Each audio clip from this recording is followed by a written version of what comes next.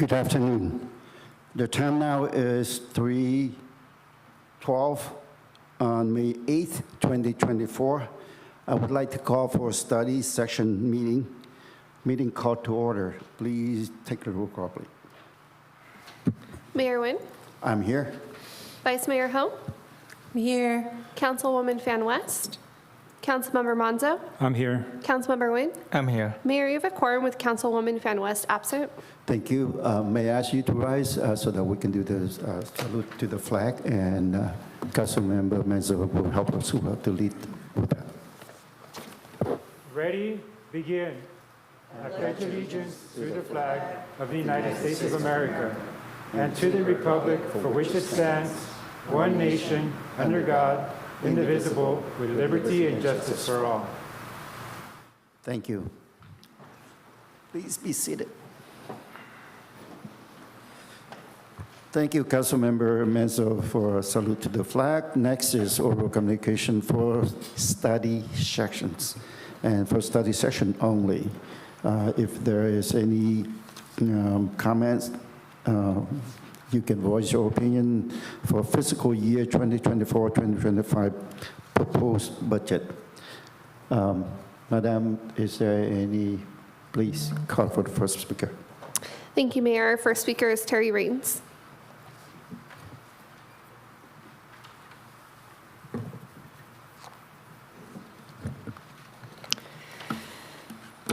Good afternoon. I don't have specific line item remarks on the fiscal year 24-25 budget because I haven't had enough time to thoroughly review the entire document yet because of all of the council-caused drama that has been taking place over the last week or so. But I did email Finance Director Bax with a few questions. Every member of this council, however, should have reviewed the entire report and be fully prepared to have a robust discussion today with intelligent and thought-provoking questions, unlike years past. But I doubt most of you came prepared to today's session, and as a result, a second study session will probably be necessary. One thing I did clarify again this year is that the amounts listed for the supplemental position request are indeed fully burdened costs, not just salaries.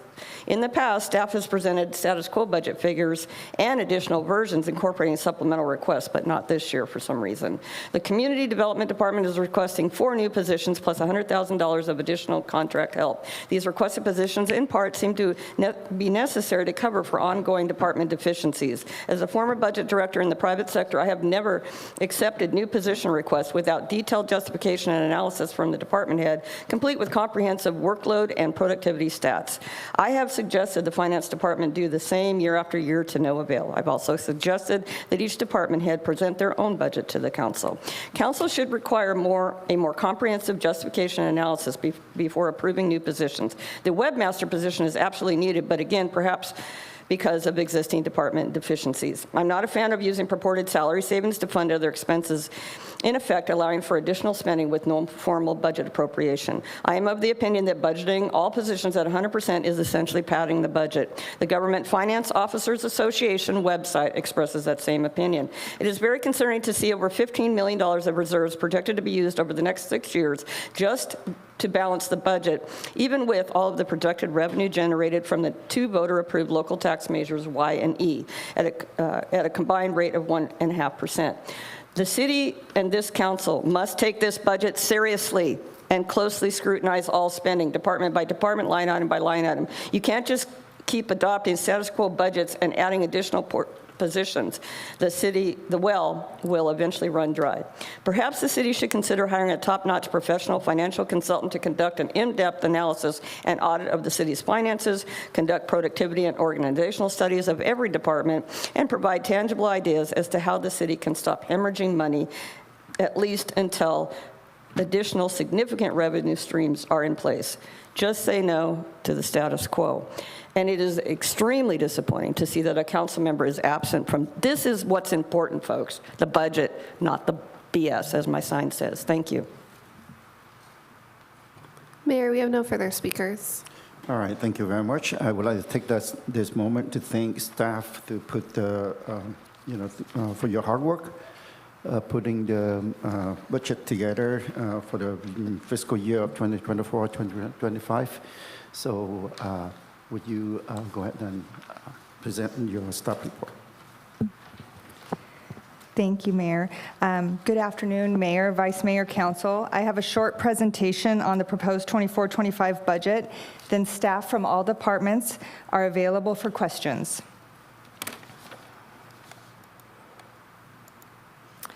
So this slide is to give you an understanding of the layout of the city budget. The general fund accounts for most services that people associate with the city, like public safety, public works, and park and recreation. Special revenue funds are for specific purposes and are legally restricted, like gas tax and CDBG. Capital project funds account for major improvements funded from grants and transfers in from other funds. Enterprise funds, in our case it's our water utility, are funds that are self-sustaining. Fiduciary funds account for resources held for the benefit of parties outside the city. In Westminster, this is our successor agency to the Westminster Redevelopment Agency. And internal service funds provide a service to other departments like building maintenance and vehicle services. All of these funds will be discussed in more detail on future slides. So this slide shows the same groupings as on the previous slide, but in a pie chart. The general fund, the slice shown in teal, is the largest with $87.3 million, or 59% of the total budget. Water in gray is next at $22.7 million, or 15%. The total city budget is $147.3 million. Special revenue funds, as I said, are sources that are legally restricted or otherwise assigned for specific purposes. Some examples include gas tax, Measure M, CDBG, Home, ARPA, Family Resource Center, AQMD, and all of our police grants. Revenue for these funds total $13.5 million, and expenditures total $7.6 million. There's an additional transfer out to capital projects of $6.7 million. The ARPA funds were previously, or most recently reviewed at the March 27th council meeting.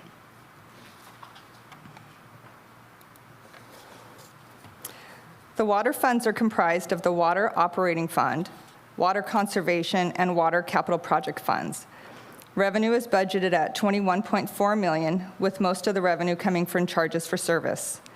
A majority of the $22.7 million in expenditures is related to pump and basin assessment at $8.1 million, salaries and benefits at $4.7 million, and maintenance and operations at $5.2 million. The last water increase that was approved by the City Council was in February of 2021, and it included 5 years of adjustments through January 2025.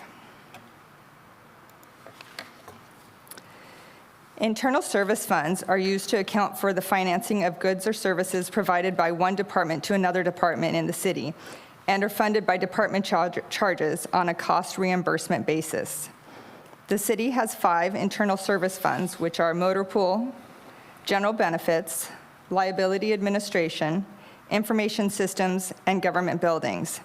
The total budget for these funds is $14 million. 2 of the funds, the General Benefits Fund and the Liability Administration Fund, are currently below the minimum fund balance policy level of $500,000, primarily related to claims for costs for claims, legal expenditure, and use of prior year excess balances transferred to the general fund to cover shortages. $2.5 million is needed to bring the internal service fund group to the recommended minimum service level. The proposed budget includes $12.5 million of capital project requests, $200,000 for lighting projects, $200,000 for storm drains, $872,000 for park improvements, $3.9 million in water system improvements, $6.9 million for street improvements, and $345,000 in city building and vehicle upgrade and improvements. These projects are funded with transfers in from special revenue funds, water funds, and $1.5 million from the general fund. The Economic Development Fund is also in the capital projects category. This fund has $1.3 million in expenditures, which includes the vehicle rebate program, and the ending balance available for spending is $2.4 million. Based on the current year projections from CalPERS, it will cost $256 million to pay for our unfunded liability over the next 22 years, and annual costs will increase $4.3 million through fiscal year 3031 before they start to drop. If the city were to change and pay this unfunded liability over the next 15 years, the annual cost would be $15.9 million, and we could save $17.8 million over the life of it. And also, if we changed and paid over 10 years, the annual cost would be $20.7 million, but we would save $49.4 million. So these are options for the future if the city wanted to pay this down sooner.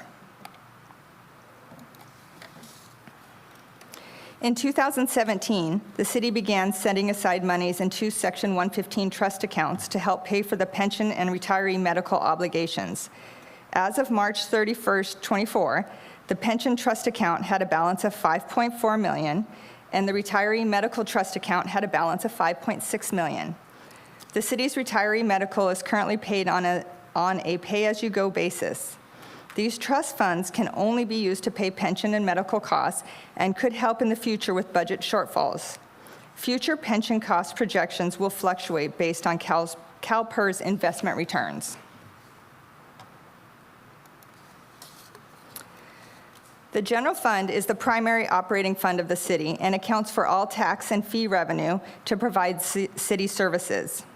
The budget projections include employee negotiated contracts and uses $1.4 million of reserves, but it does not include any of the requested supplementals. Revenue projections increased $11.4 million from the prior adopted budget, and expenditures increased $5.6 million.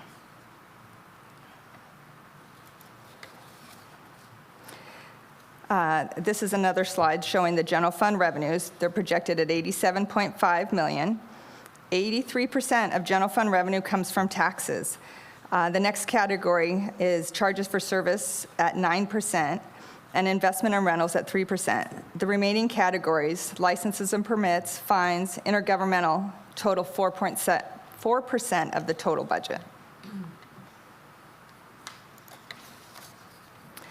This slide is an estimate of the current year, which is the first column, the 23-24 estimate. Based on these projections, we will end 23-24 using $3.3 million of reserves. The proposed budget's next, it's the shaded column, and uses $1.4 million of reserves. The projected ending reserve balance at the end of 24-25 is $33.3 million. The next 4 columns show the next 4 years of projections based on the 24-25 proposed budget. This chart shows the general fund expenditures by department. Most of the costs in the general fund are related to public safety. Police is $44.1 million and 50% of the budget. Fire is $19.2 million or 22% of the budget. General government, which includes city manager, city clerk, finance, HR, is 9%. Public works is 9%. Community development, 5%, and community services is 4% of the total budget. Now I'll go through the supplemental requests. These are not included in the proposed budget, as I mentioned, so any of these that are requested to be added will change the numbers that I just showed you. First of all, per the strategic plan, there's a webmaster position at $136,000. Community Services is asking for a management analyst position to provide support with special projects, research, staff reports, grant writing, and contract administration at $120,000. They're also requesting a community services coordinator to support increases in and complexity of special events at $98,000. Public Works is asking for an administrative assistant to provide administrative support in day-to-day operations for the engineering division. That's $98,000. 3 Water Tech 1 positions for a total of $250,000 or $248,000, I guess. Those are $83,000 each, and these are to assist with duties such as replacing and repairing multi-year water meter exchange project, improving water quality and public health, and complying with state and federal mandated programs such as PFAS and lead and copper rule revisions. I would like to mention that these are paid out of the water fund. The rest of the requests would come from the general fund, but these 3 are from the water fund. Also, a reclass of one mechanic position to an equipment mechanic who is responsible for the repair and the maintenance of the city's specialized equipment and vehicles, and this is $7,800. Community Development is requesting 2 planning technician positions for $187,000, $94,000 each, to staff the planning counter and phone, as well as perform other core functions such as ministerial development projects, ADUs, and business license reviews. A plan checker position at $126,000 to oversee plan check inquiries at the counter, to ensure that all plan checks are processed timely, to oversee the intake of digital plan check submittals, and to perform building inspections of smaller construction projects to allow the city's 2 full-time building inspectors to focus on the building inspections of larger development projects. These are also community development, $36,000 for a part-time inspector aide to perform building inspections of smaller construction projects to allow the city's 2 full-time building inspectors to focus on the building inspections of larger development projects, and $100,000 in contractual services to assist the city's full-time planners in carrying out some state-mandated long-range planning projects, such as the adoption of the objective design standards, the updates of the general plan environmental justice element and safety element, as well as the hazard mitigation plan. So again, these projects are from the general fund primarily at $909,000 in total and $249,000 from water, for a total of $1,158,000.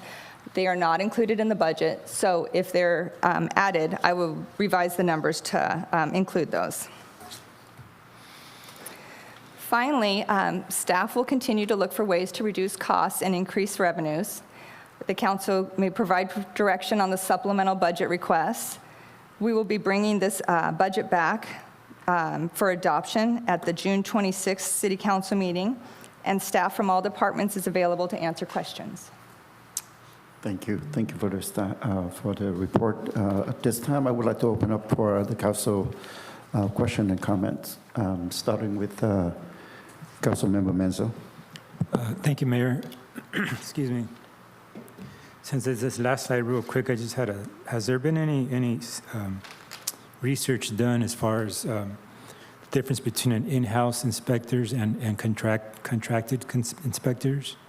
What's the difference? Is there should be a difference, especially when it comes to the PERS and all that.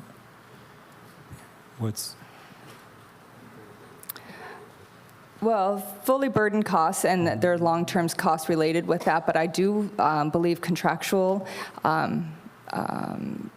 is quite expensive. I can provide a better analysis or a more detailed analysis later. I don't know.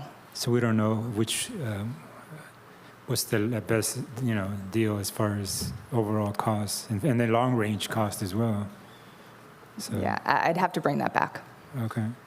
And you said the three items on the Public Works, that's all through the water fund? The 3 water tech positions, yes. Okay. They'd be paid from water. And then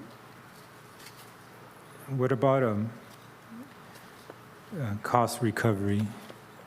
When was that? I know, when are we doing that again? The cost recovery we do every other year, so we did it with last year's budget, so we'll do it next year. We'll start the process. It usually starts in about November, and we'll bring it back to council after that. Okay.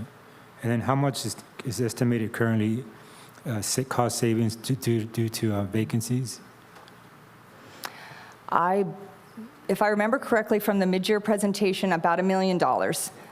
We had 27 vacant positions, and I believe we had current year savings of about $1 million. Okay.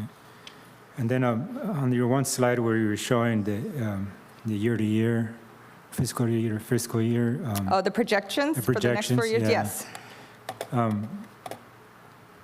Once the Measure E funds start, that one there. Once the Measure E funds start coming in, which would be In the 24-25 year, it's a full year. So you're projecting that we're still going to be pulling every single one of those years. We're still going to have to be pulling from reserves to fund balance the current budget as status quo.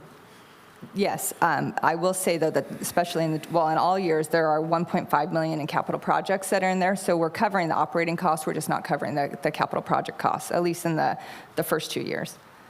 Yeah, but we're never, at one point, we're going to be meeting our policy to deposit into the reserves. We're still above 23 million, even out in 28, 29. And with vacancies, these numbers sometimes change with the savings. Like in the current year, we adopted, or the budget was adopted with the use of fund balance of almost 7 million, and we're down to 3.3. And that's primarily due to the savings from the vacancies and if some of the revenue sources came in higher. Mm-hmm. So those things could affect future budgets, but currently those are the best projections.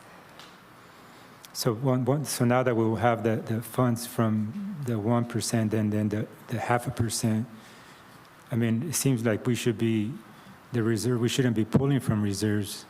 Yeah, there is still a small use of reserves, yes. So then we're never going to meet our policy to deposit into the reserves. I think when some of the things that are in the works get implemented, billboards, things like that we've looked at, those will definitely help, but not all of those sources are being realized yet. Okay. And then do we have any more information on the vehicle rebate program as far as money's going out and money's coming in from that program? I can provide that. I don't have that with me today. Okay, yeah, I would like to see that because Sure. That was sold as that there would be some money coming in for that program, not just money going out.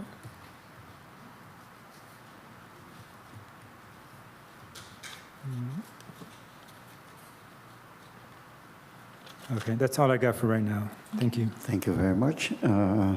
Next is Vice Mayor Ho for District 3. Yes, I wanted to continue on that thought. The car rebate program, currently the balance is 2.4 million. That's in the Economic Development Fund.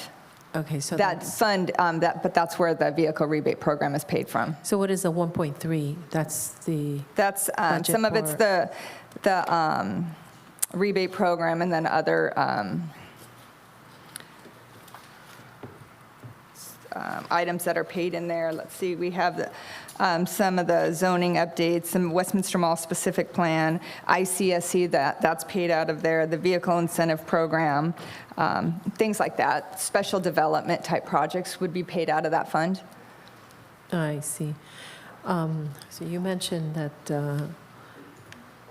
Councilmember Manzo mentioned about money coming in. There's no money coming into that that you can It would just be show increase. for the car rebate. It would be increase in auto sales or something like that. I can, Yeah, right. So but we that can't, would be like the tax. yeah, sales tax. quantify exactly. We can see Yeah. if sales are up, something like that. Okay. But I know we recently approved, council recently approved a car rebate program, I believe like maybe 2 years ago and for 5 years or something like that, right? So we still have another 3 years to go, right, on that program? We do. I'm not quite sure of the dates, but yes, it was recently approved. I think we're just 1 year? 1 year into it, you think? About 1 year into the new program. Okay. So it's good to know what we're getting, what benefits we're getting. That way, when it comes up for renewal, we at least know, at least we're not going to wait until the last minute to, to do that study or to pull the numbers. So that would be great to know, periodically, at least on a yearly basis. Sure. I can tell you how many that we've provided. We can tell you the cost. We can give you that information, certainly. Thank you. So I know that this number, 147.3 million, and that's our total city budget. Correct. So I know the number 60 to 70 million when I first started about 8 years ago on the council. So I'm wondering what's been increased and how we got from 60, 70,000 to to 147? So I think Roughly, the- is that more taxes? I know 83% I of think our the general 60 fund comes from taxes. was the general fund, I think primarily, and we always had the other items. So the general fund is now up to 88 million. It's an increase in costs. But the other funds, water's always between 15, 20 million, internal service. But I believe the general fund was around the 60 range. But like special revenue fluctuates. So if we get grants, it's higher, or additional grants. see. Okay. So that one changes. Water goes up, costs go up. The only thing is that it's kind of disappointing when you look at the chart. Can you go back to that chart where you have Which one? the one where you show year after year and This Yep, one? yeah. So in 2024 to 25, you already figured in the half-cent tax in there, right? Mm-hmm. So we're not ahead. We're never going to be ahead. So never going to have enough money. Well, without additional revenue options, we're going to always Yeah. be So kind of that's at why this it's level. hard to approve anything, any additional spending, you know? The only thing I see that's really important to spend is, I'm sure my colleagues agree with me, is the, positions for community development, because I know that we're building more ADUs, we're always, that department's always struggling, especially when we lost some,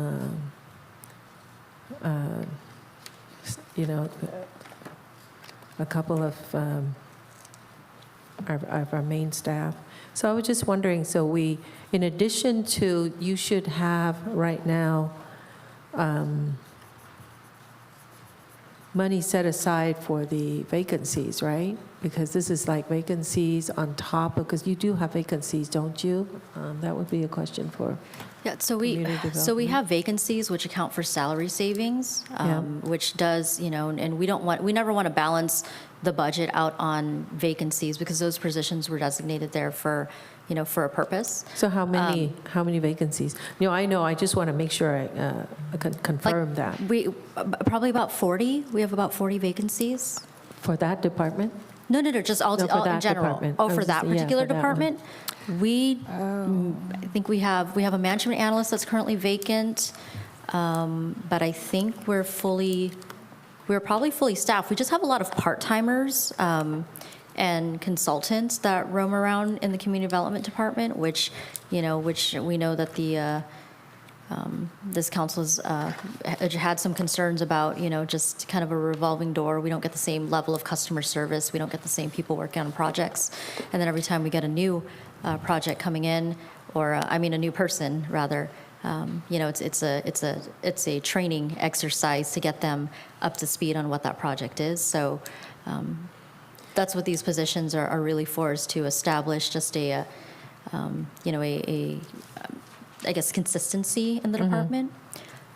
We have But- 3. There are 3 vacant in community development right now. Okay, yeah, so Three we have, full-time? there's, two senior planners and two senior planners and a Management the management analyst. analyst. Yes. That's correct. Unfortunately, huh? And then also just to kind of add on, on the comment about the slides with the reserves, that doesn't account for anything that that we're in the works, as we had mentioned before. Billboards, potentially annexation, potentially revenues that come from there. So there are other opportunities to obviously close that gap. That's the goal. That's always been the goal. And until those projects come to fruition, we'll still have to show that there is a slight deficit. Yeah, the only thing is I just have a problem. We shouldn't get into a habit of spending before we, made the money. So, don't want to count our chickens before they hatch, sort of thing. And so going back to the vacancies and the community development, what you're asking for would be 2 planning techs and 1 part-time inspector, and contractual, that would be assistant full-time planner. How many? I have planners, but I don't know how many. 2 planning technicians and 1 plan checker. I see. But see, are you, I mean, I know that we're, as a government body, we are not trying to make money off of people, right? We're trying to service, and even if we zero out at the end of the year, we want to know, what's our revenue and what's our cost, and is that happening, or are we at a deficit there for that particular department? Because it seems like what you get in fees should offset. And if we don't zoom in and we just like blindly agree to more technicians, inspectors and assistants and all that, then I think it's just like kind of blindly agreeing to, hiring more people. I mean, it would be nice for me to see, how that department is doing, whether, because in the past, like around maybe 7 years ago when I first got on board, I remember that it was like, it's a huge interest for me, this department, because I deal with construction, with development, land development, and all that. So I know it gets really, expensive because you have to staff. To run this department right, you have to staff, you have to have a lot of staff, and then it's tedious because there's a lot of work, and it's demanding because people always want their projects or their review done yesterday. So knowing that it's, you need to staff it right and all that, but I think that if you look at the cost, we have to look at the cost, because when I looked at it back then, I realized that staff, it was kind of an aha moment that staff was just doing a lot of holding hands and not getting, just the cost reimbursed for the time put in, So if you, like, once you're able to pinpoint exactly what it is that you're spending your time, because time is money, and then you're hiring more people because you're being nagged by the consumers or the clients, your constituents, then it's not going to be, you just keep hiring more people, but you're wasting resource somewhere along the line. But all that waste is going to show in your bottom line. So if you just zoom in and just get like, I'm sure this is going to be continued, but if you can get like just like a P&L, for this particular department, then you have an idea whether you have the money to hire or not. So I can say that planning, as budgeted right now, without those positions, uses $800,000 of general fund. So revenue of $1,162,000 against almost $2 million in expenses. So the cost to the general fund for planning is $800,000. Building, on the other hand, contributes of about $250,000 to the general fund. So the revenue coming into building, because the charges sometimes are split, so their revenue is offsetting some of the planning costs. So between the two of them, it's a $600,000 cost to the general fund for planning and building. So a lot of the revenue coming in does cover the costs, but it doesn't include the new Would you be able positions. to like have that in writing or send us? Yeah, that? it's on page Maybe for 115. the future? Yeah, Vice 115 to Mayor. 117 of the I'm budget sorry. document. Vice Mayor, So, yes. I know that you have a lot of questions. I encourage all the council members to ask questions, but due to time constraint, we have only about 15 minutes. And we have other 3 council members that need to. Yeah, so that's so- why I'm just going to ask her to just have something and Okay. send it to So us for the Maybe next we time. can go the second round, but right now I Yes, would like to okay. take this time to call Councilmember Nguyen for District 4. Thank you, Mr. Mayor. I kind of have same concerns as Vice Mayor has. We can't just blindly approve everything that staff request right now due to the budget that we the situation of the budget that we are in.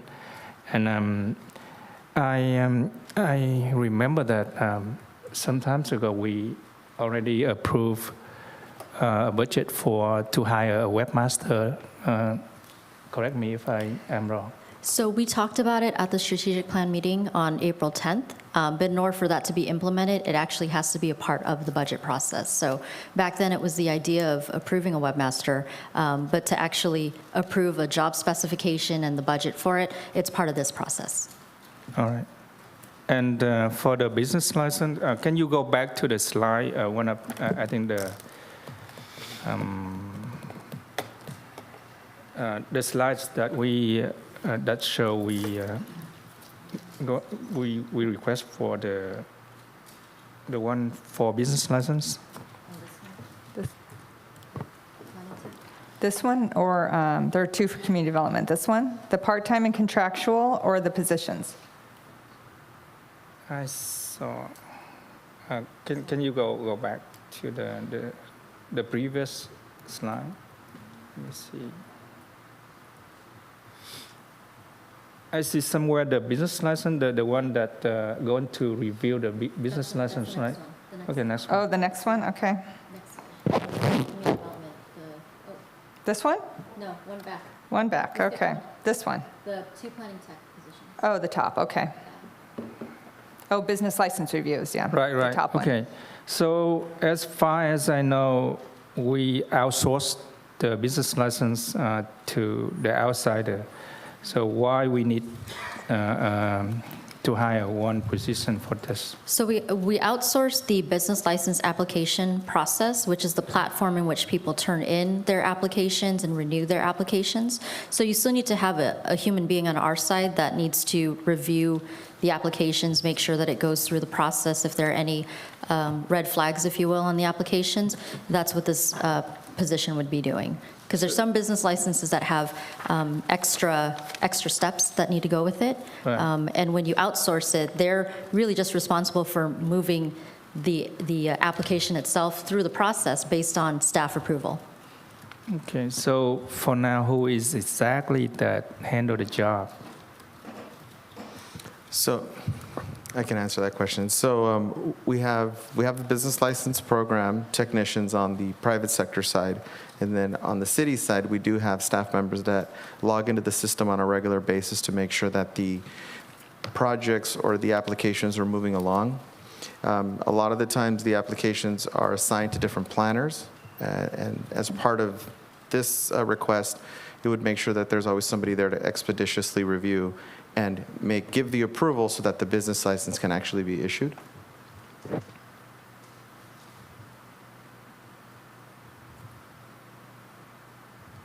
All right, thank you. Are you back? All right, thank you. I'm willing to go last, so I'll come back to Councilmember West for District 1. Can you brief me again? I know there's two positions that needs to fulfill in that department. Do we have that slide in this folder? Because I don't see the slide of the job position in this folder that you give us, Christine. Do we have it? Because the PowerPoint presentation is not included in your packets. So were you interested in? The positions are the Police attached. department, Police Oh. Department. There are no police department Oh, you requests. guys don't have any No. this time around? Okay, so far what I see is community development, that you guys do need two other positions, total of basically 3. Is that correct? Because 2 planning technician and 1 plan checker position? Correct. There were 3 full-time, 1 part-time in community development. There were 2 other departments. Public Works had 4, 2 in community services. 1, yeah, I think so. And 1, and then the webmaster. So a total of 10 full-time, 1 part-time, a reclass, and some contractual. Okay, so we have community development, we have public work, and what are the urgent that you think you recommend? Because I do see different departments, but from your perspective, since you know, we don't have much money coming in, but what's your thought in different department that you think is? I put the Important to department requests in there. That would be priorities of the council. I put in what the departments have requested, so. But certainly the Maybe- departments could answer what they need them for. Yes. I don't know if we have, Do we have different department here that can give us an answer, which position is more crucial, for us to approve today? Well, so maybe Public Works? yeah, so everyone is here that can answer, they can justify their supplemental requests. I just know that we're running on time, so I defer to the mayor if So- we want to do that. Mr. Mayor, do you mind if we do At this quick? point here, I think that you have a specific question beside that? I do. I just want to make sure when I vote, that it's, it's fair, but also informative. So maybe if you can tell me, Jake, Public Work, which out of those four that you think, if we could approve today, which one or which two that you like us to approve from your department? So I would say, since there was some interest before you came about some of these supplemental requests, we can, I know we're running out of time, we can always come for a second study Yeah. session. Yeah. And these are valid questions, but we can also provide a much more detailed, supplemental request list and justifications for the next meeting as well. Okay. So that will save us on some That's time. Oh, perfect. yeah. Thank you, Mr. Yeah. Mayor. Thank Thank you, you. Christine. We have a few minutes, so can you go back to slide number 12? 12, yes.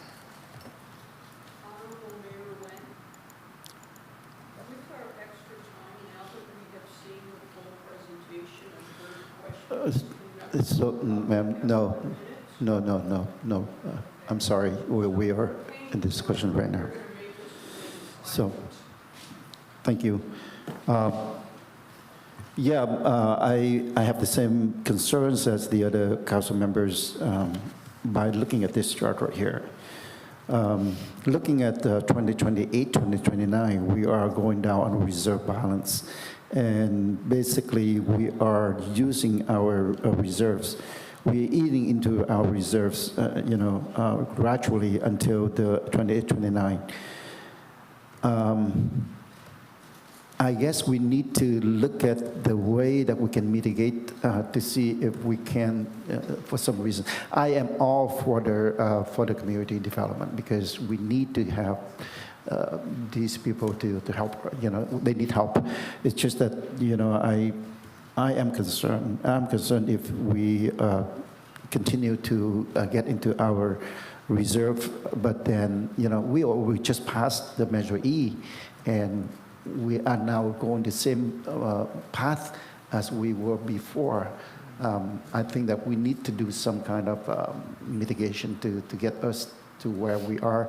What I'm saying is live within your means. You can't go out and spend, and then next time, are we going to increase tax again to compensate for?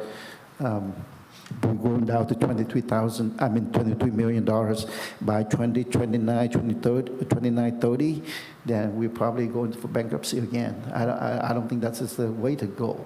So I ask that I know that we have time until June or July timeframe, right? To approve this budget to June.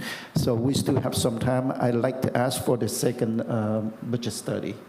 So at this time here, we are not going to make any decision today if I have the census from the... I agree. All right. Yeah, I second, Mr. Okay. Mayor. So we'll ask for the second budget study. Mr. Mayor, can we ask staff to send us a presentation, or give us a printout of the packet? Yeah. Please? Yeah, Yes. I apologize. We I appreciate should have received one at the dais like usual. So it's just to follow up notes on some of the asks. So there was a request for looking at the cost of in-house versus contract building inspectors to comparison, just to make sure we do have in-house, and I think Christian can kind of chime in on just the sensitivity of, contracting out positions that we already have, but we will look at costs. And then also to look at the justification for the supplemental, requests, and then to kind of look at what the priorities are of the supplemental requests. And then we'll work with you individually to schedule a next budget study session, let's say maybe in the next 2 weeks. Does that work? Yeah. Okay. All right, thank you very much. We have another closed session at 4 p.m. At this time here, we have 4 minutes left. I would like to adjourn the study session for today, and we'll continue next time. So, meeting adjourned. And we have closed session, so I ask council members to go into. Yeah, no, we're restarting. We're going to restart. We have to restart the meeting, yes.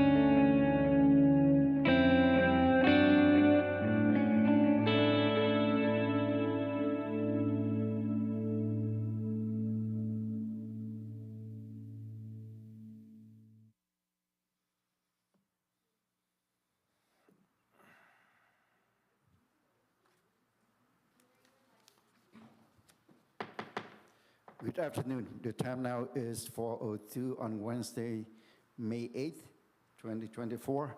I would like to start the closed session and the meeting called to order. Madam Clerk, please do the roll call. Mayor Nguyen, Yes, I'm here.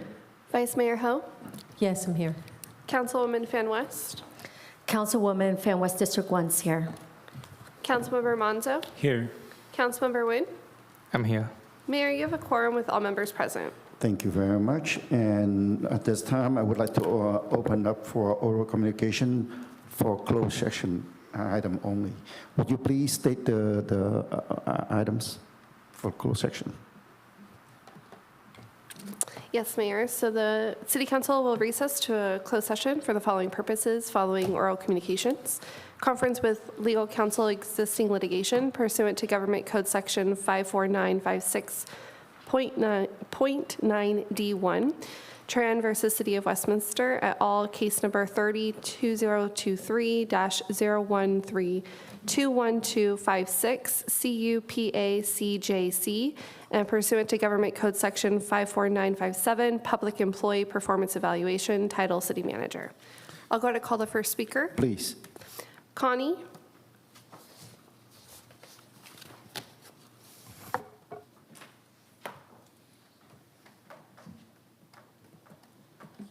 Almost went to the wrong microphone. Hi, I'm Connie Cohan. Can you hold on for just a minute, please? I would like to ask the technical to change from study session to closed session, please. Right now, it's up here on the things Vice Mayor Ho pointed out. All right, thank you. Thank you. Hi, regarding item number 2, I was just reading the application that was posted for city manager in 2020. And it says the incoming city manager will be someone who is eager for this opportunity and who is willing to make a long-term professional and personal commitment to the Westminster community. I think that describes our current city manager completely. The next thing I wanted to say about that is I looked up what does a city manager do in California. The city manager and their staff, the executive branch, are tasked with recommending policy and implementing the mayor and council's direction. Okay, that's a tough job because you got 1, 2, 3, lots of people giving their input, but it's your direction that she's in charge of implementing. So if there's ever a time when one person wants this and one person wants that, it's the direction of the whole council she has to follow. And that's a tough job, and I think she's doing it. Regarding number 1, the conference regarding existing legal litigation, for this litigation and any future litigation, I really hope that the City of Westminster council members and mayor really look at all the facts and then determine what is the best thing for the city council to do that is in the best interest of the City of Westminster. Thank you for your time today. On a side note, I really was impressed with how well you guys did your study session. Thank you. Our next speaker is Jody Boyd.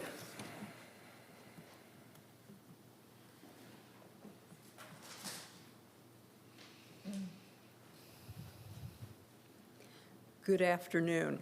It's a pleasure to be with you here for the closed session. I would like to comment on agenda item number 2, and that is regarding the performance evaluation of our beloved city manager. She's hit the ball out of the park. Christine, our assistant city manager, their entire staff. I've never felt more confident in our city than I have under her direction and under this particular configuration of the city council.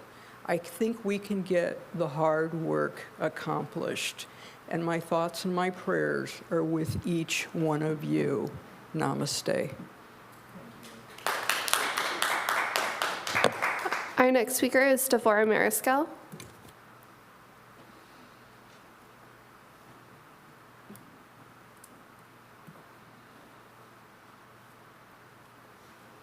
Good afternoon, Devorah Mariscal, Westminster. Ms. Cardin, I don't know how you do it, girl. I don't know how you do it. She is exemplary at what she does. She helped get the TET parade pulled together in a short amount of time.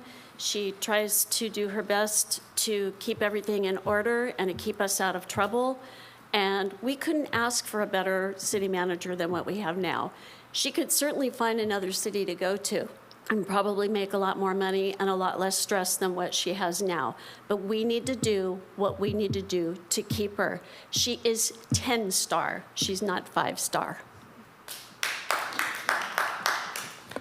Our next speaker is Tammy Hamill.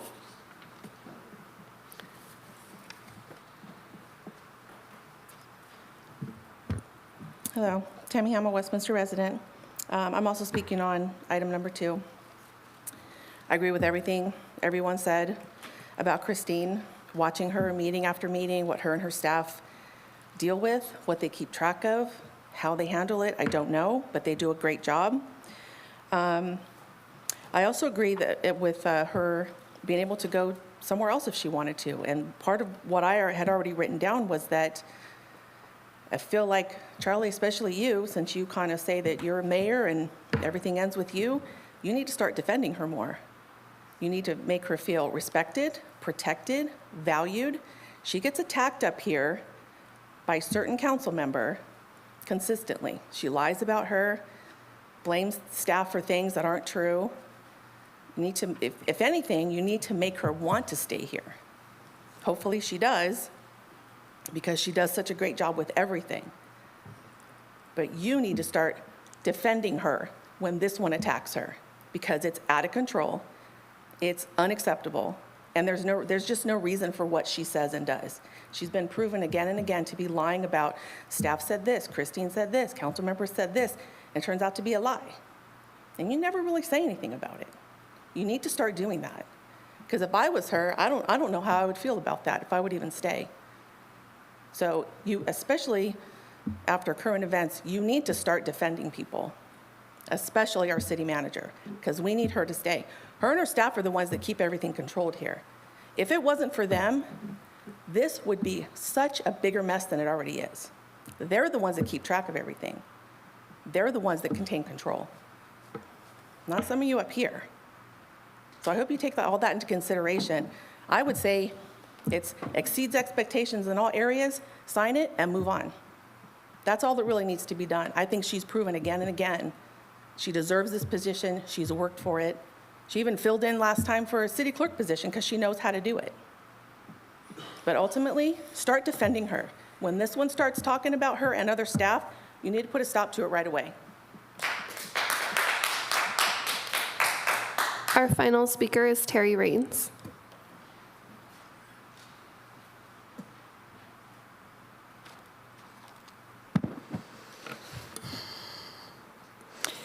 When I learned that the city manager preemptively put her own performance evaluation on this closed session agenda, item 2, I felt compelled to come and speak on it. To commend Christine for having the courage and foresight to do this, and to express my outrage over certain council members putting her through hell on a daily basis, including many late nights and weekends. Council member West, in particular, has repeatedly slandered Christine and others in the Vietnamese media and in social media posts. If someone doesn't put a stop to Amy's lawless and ruthless Mr. behavior, Mayor, this city may I is interrupt? gonna This is get not about sued. me. It's about Excuse me, stop the Christine. time. What is it? I just feel like it's inappropriate. It's about Christine, not me. It is So getting- why Wow. is it me? It's not on the agenda. So why is she talking about me? It's Well, not he's about me. talking about It's the- evaluation, I'm Christine. talking about, wow, stop. She's It's not talking about about the me. item number 2. Now I have to figure out where I was, so hold on. Nights and weekends. I'm sorry, go ahead and continue. As long as you stick with item number 2 that you're talking there. It that's is no about the problem. item. Okay, go ahead. I am speaking Please. my Oh, perception please. of why this came about. If someone doesn't put a stop to Amy's lawless and ruthless behavior, the city is going to get sued. At one of her press conferences, Amy spent an hour and a half spewing lies and attacking Christine's character, professionalism, and performance, all because Amy's effing name wasn't listed on a staff report. Not the first time, won't be the last. This little twit even posted and read out loud a private text messages between her and Christine that I would deem non-disclosable under state law. You don't realize how effing lucky you are to have Christine as your city manager. Seriously. The list of her accomplishments is extensive. She is not biased ever. Contrary to the bullshit lies that little Miss Narcissistic Twat Waffle over there has been spewing, Christine does not pander to any one council member or any collective group of council members to protect her job, unlike the city attorney. Christine is the epitome of neutrality, transparency, and professionalism, a true public servant. Lest we forget the large number of residents and employees who all came out to speak in her support of Christine when Amy and Nam Kwan tried to fire her last year. We all stood with her then, and we stand with her now. If Christine is ever fired, it will be for doing the right thing, despite political pressure to do the wrong thing. Unlike Amy, Christine doesn't approach issues with the mindset of, what can this do for me personally and professionally? She just does what needs to be done, says what needs to be said, and holds the line to law and procedural compliance, always putting our city's needs above her own. Wake the hell up, council. I have talked to officials across this county, and I can assure you other cities would love to have Christine as their city manager. Maybe you don't realize how much she is respected and admired across this county. Her peers think she is nuts to put up with the bullshit and abuse from members of this council, especially Amy. Even the most seasoned CMs will admit they couldn't handle it.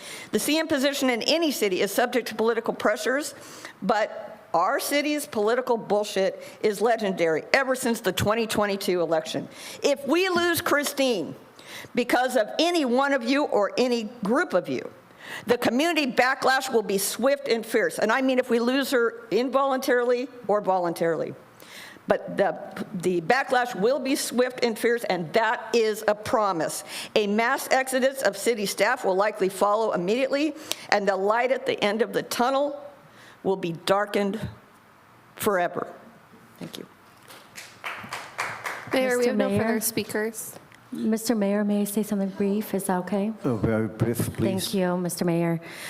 So number one, I know that Christine brought this up for evaluation, but I think her evaluation is in July, like last year. But I don't know what we'll be talking about today in the closed session. You know, I don't know who brought it up, but we're not talking about her evaluation tonight, so I don't know what we're talking about. Mayor, if I can. It's agendized right here. Number 2, public employee I know, performance but evaluation. I mean, her evaluation's July, but I'm just saying. Anyway, it's you know, on the agenda right now. Yeah, We that's can fine. take it We off. can talk about it. We will continue with that. I want to thank you for coming out and voice your opinions. At this time, the council will recess for closed session.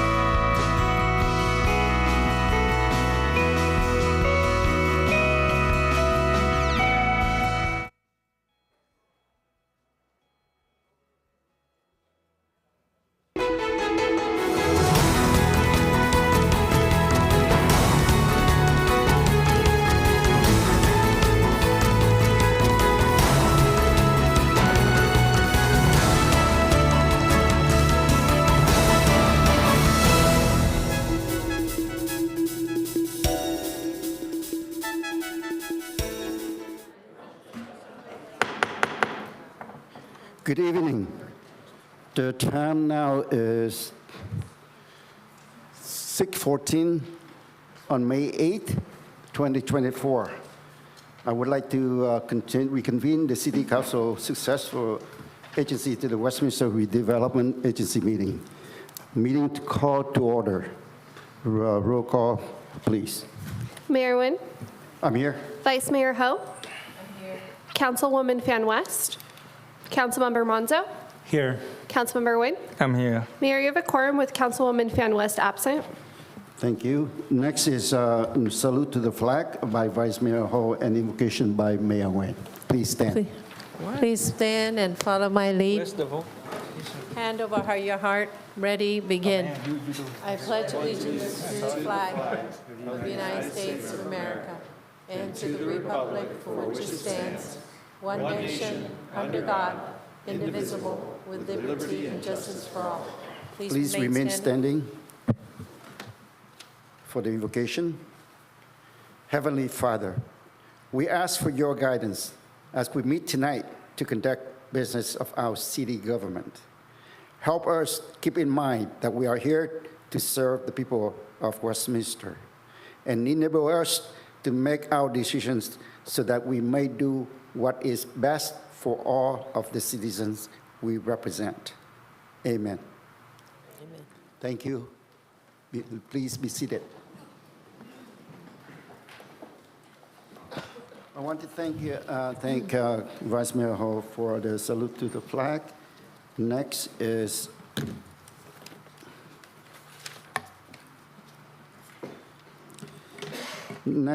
City Attorney closed session report, please. Thank you, Mayor and Council. There were 2 items on the closed session agenda. There was discussion on each one. There was direction provided. There's nothing further to report on that. We do have 2 potential walk-on items. The first one is an issue that just very recently arose. It's a potential litigation item, and it's just something that I recently learned about. So I'm asking that you would agree to walk that item on. This is, again, a litigation. Move to approve. And we could do it at the end of the meeting. Okay. It's going to be closed session. All right. Move to approve. Second. Second by Vice Mayor Ho. Roll call vote, please. Thank you, Mayor. This is potential. I have a motion made by Mayor Nguyen, a second made by Vice Mayor Ho to walk on a potential litigation item for closed session.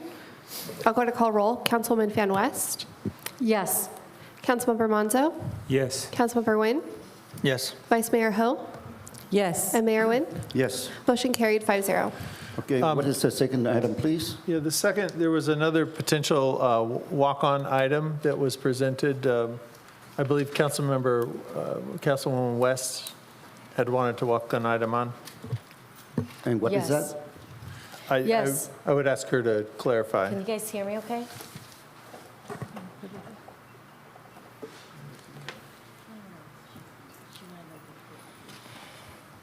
Councilmember West, you are. Yes, thank you so much. So the walk-in item is basically the code of ethics for the council and mayor, how we should conduct each other.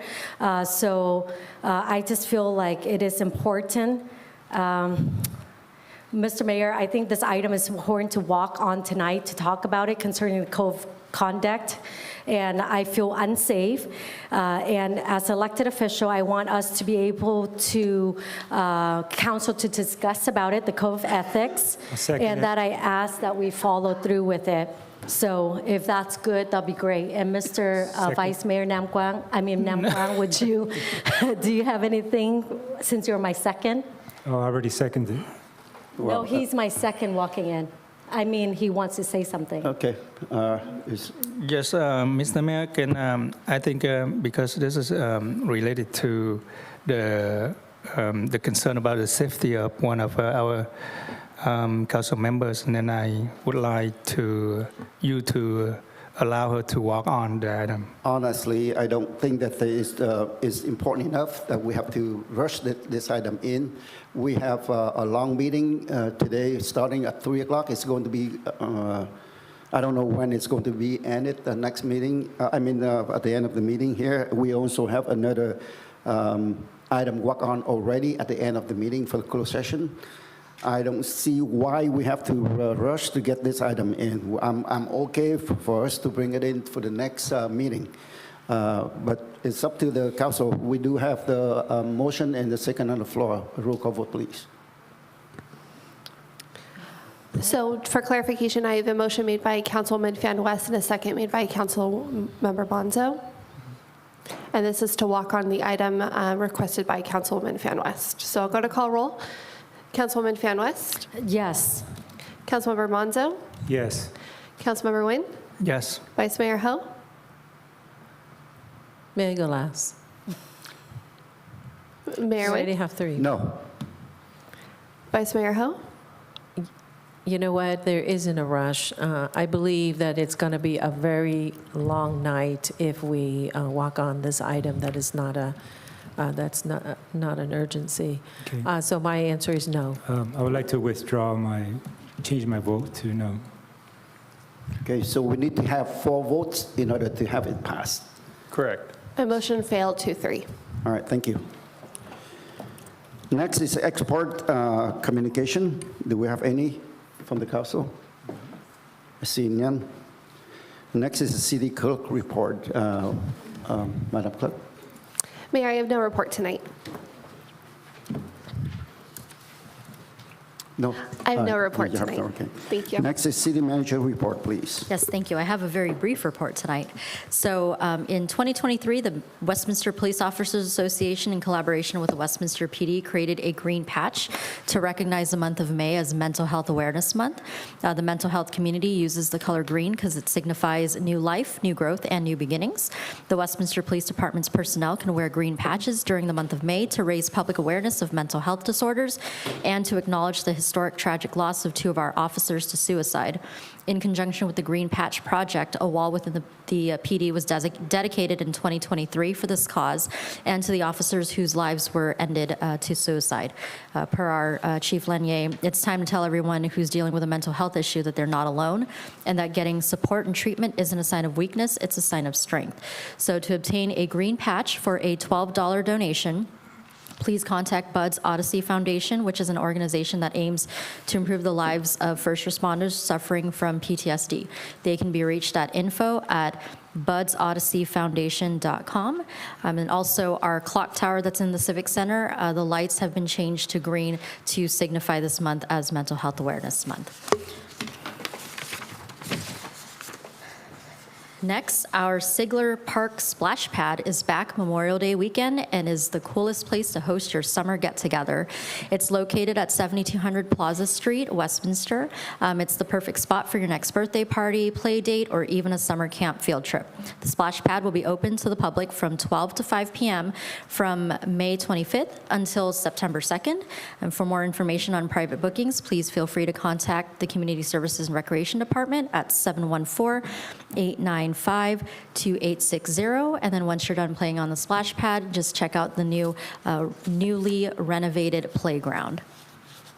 And last but not least, applications are now being accepted to serve on the 2024-25 Youth Committee for those 12 to 18 years old who care about the community and want to get involved. This is the perfect opportunity for you. It's a great way to earn service hours, stand out in college, scholarships, and job applications. Applications are due May 31st at 5 p.m.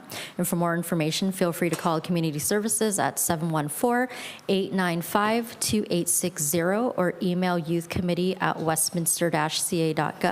And this information is also available on the city's Instagram, Facebook, and our website. And we definitely just, with all the recent events that we've had, especially in the last couple of years, we want to give a shout out to our youth committee members. They are generally the ones that you see greeting you at the events, working the activity booths, and of course, playing some of our favorite characters, if you will. So if if you'd like to get involved, this is a great way to get involved. So that concludes my report for today. Thank you to CA Manager for the detailed report there.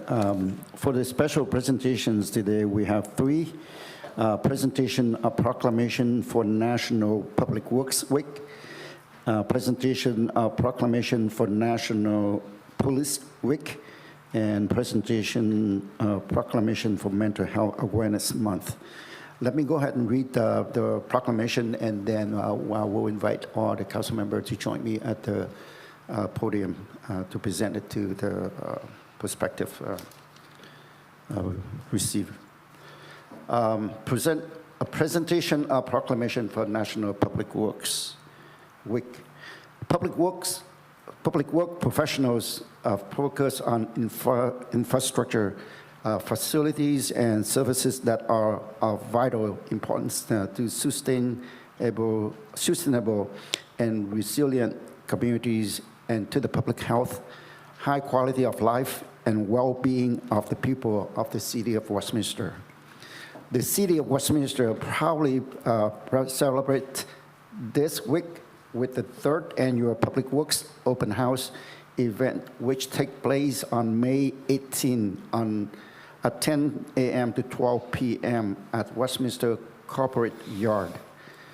Now, therefore, I, Chi Charlie Nguyen, Mayor of the City of Westminster, on behalf of the Vice Mayor Ho and Council Member Fan West, Menzo, and Nguyen, do hereby claim the week of May 19 to May 25th, 2024 as National Public Works Week, and encourage all citizens to join with representatives of the American Public Works Association and the government agency in activities, events, ceremonies designed to celebrate our public works professionals, engineers, managers, and employees, and to recognize the substantial contribution they make to protecting our national health, safety, and quality of life. Next one is a presentation of proclamation for National Police Week. The City of Westminster recognized and honors the selfless of heroic service provided by the men and the women of the Westminster Police Department, and relies on law enforcement officers and community service aides to keep our neighborhoods safe, enforce our laws, and respond in times of crisis. Now, therefore, I, Chi Charlie Nguyen, Mayor of the City of Westminster, on behalf of the Vice Mayor Ho and Council Member Fan West, Menzo, and Nguyen, do hereby proclaim the week of May 12 through May 18, 2024 as National Police Week, and urge all citizens to join in commemorating law enforcement officers, past and present, who by their faithful and loyal devotion to their responsibility and their invaluable contribution in upholding justice, enforcing the rule of law, and protecting the innocent. Then the last one is a presentation for proclamation for Mental Health Awareness Month. May is Mental Health Awareness Month, and it is the time for communities to acknowledge the importance of mental health, take action to ensure that individuals facing mental health challenges have access to the care, treatment, and prevention services they need to and deserve. Now, therefore, I, Chi Charlie Nguyen, Mayor of the City of Westminster, on behalf of Vice Mayor Ho and Council Member Fan West, Menzo, and Nguyen, do hereby proclaim the month of May 2024 as Mental Health Awareness Month, and encourage all members of the community to support each other, seek to utilize resources, and raise awareness in mental health advocacy. Now, I would like to invite all the council members to join me at the podium to present the proclamation.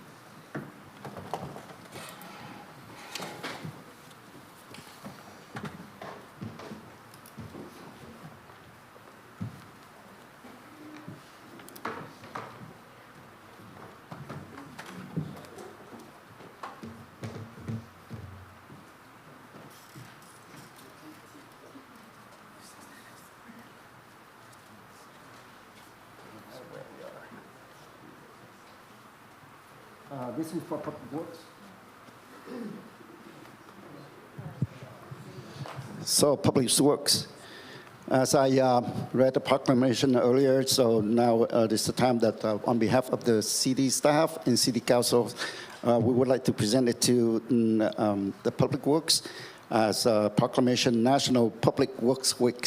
Congratulations.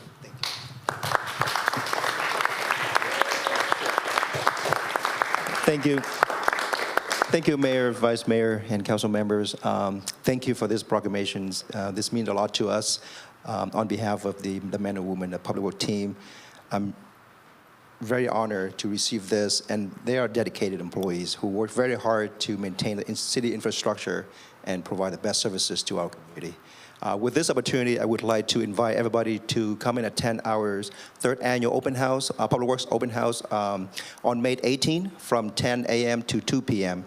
And it's at a Corporation Yard at 14381 Olive Street. It's right at the corner of Olive and Maple. So with this event, the residents will have an opportunity to learn what we do, what type of services that we provide, and to know about, this awesome Public Works members right here.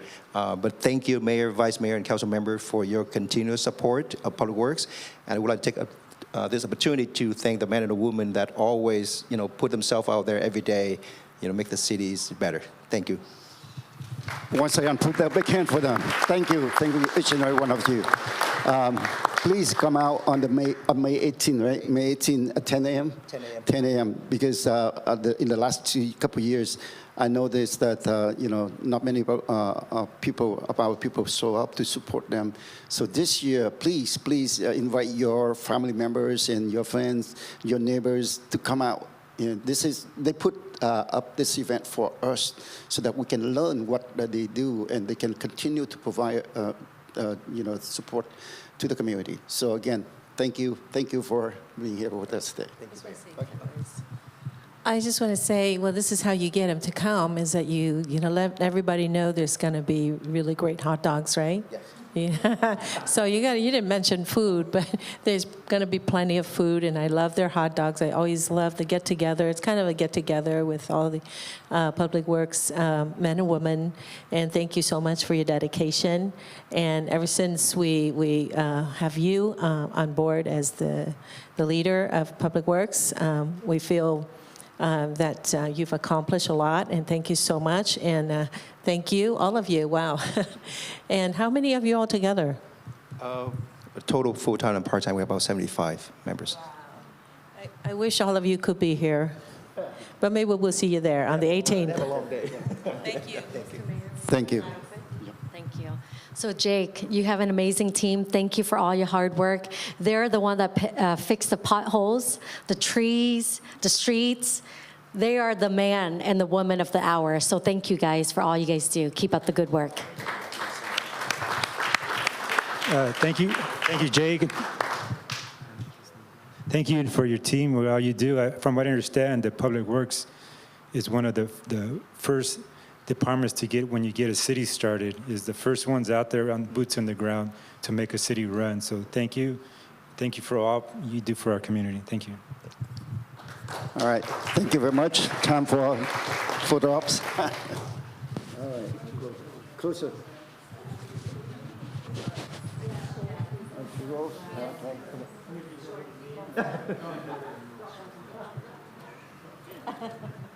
I'll get down here.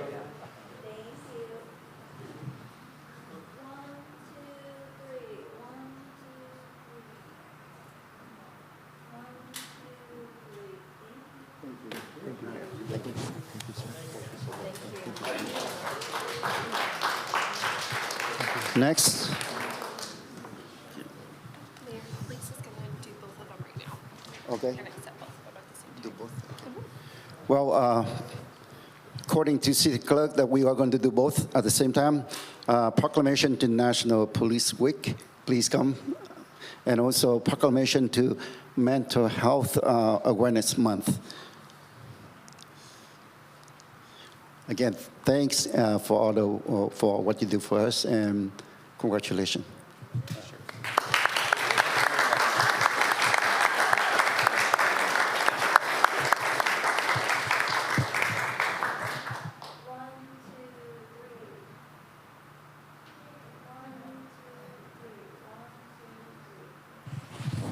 Sure. I just want to thank the council for their support of the police department. All of you are very supportive of us. Little things like this do matter to our personnel in a time of hate and a lot of it out there, and the things our officers have to see daily. It's nice to get recognized now and then. Our personnel really do mean the best for everyone and are put in just difficult situations that are required to perform perfectly in every single time. So really appreciate this, and I would like to make one more note that this is one of the few times that the police department gets recognition over the fire department. So thank you.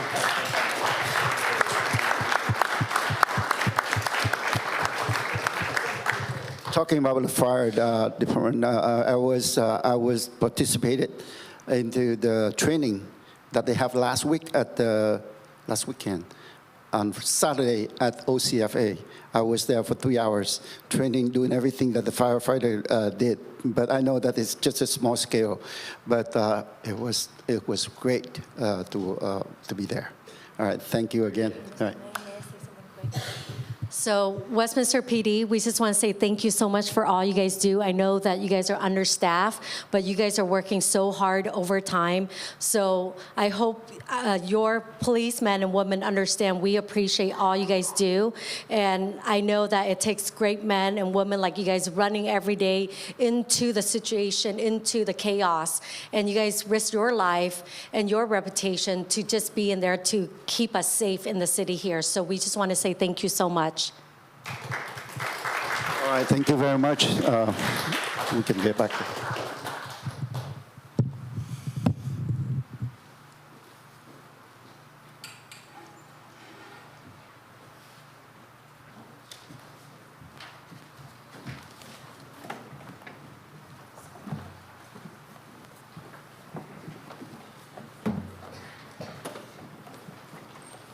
Well, there might be a surprise for some of you tonight that you saw that there are the seat arrangement is differently than before. It's due to request of Councilmember West, and I want to, with privilege as a mayor, I can reassign. I accept her request. I accept her request, and then.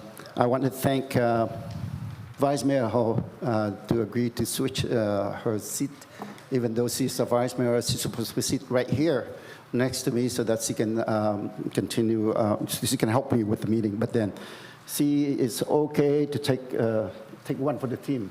So thank you very much, Vice Mayor Ho.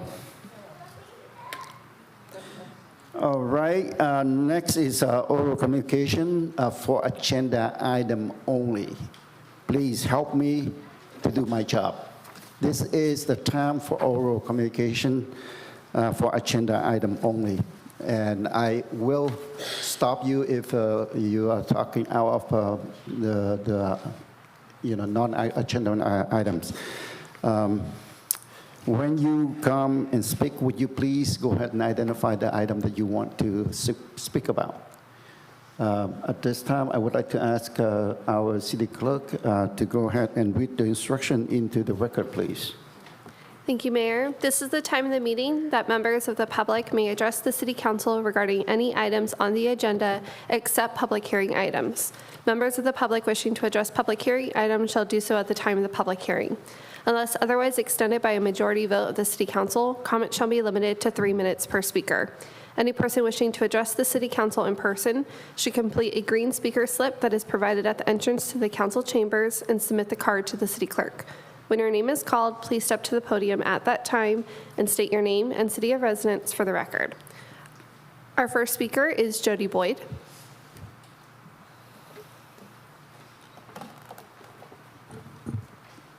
Thank you. My name is Jody Boyd, and I am a 15-year resident of Westminster and District 1.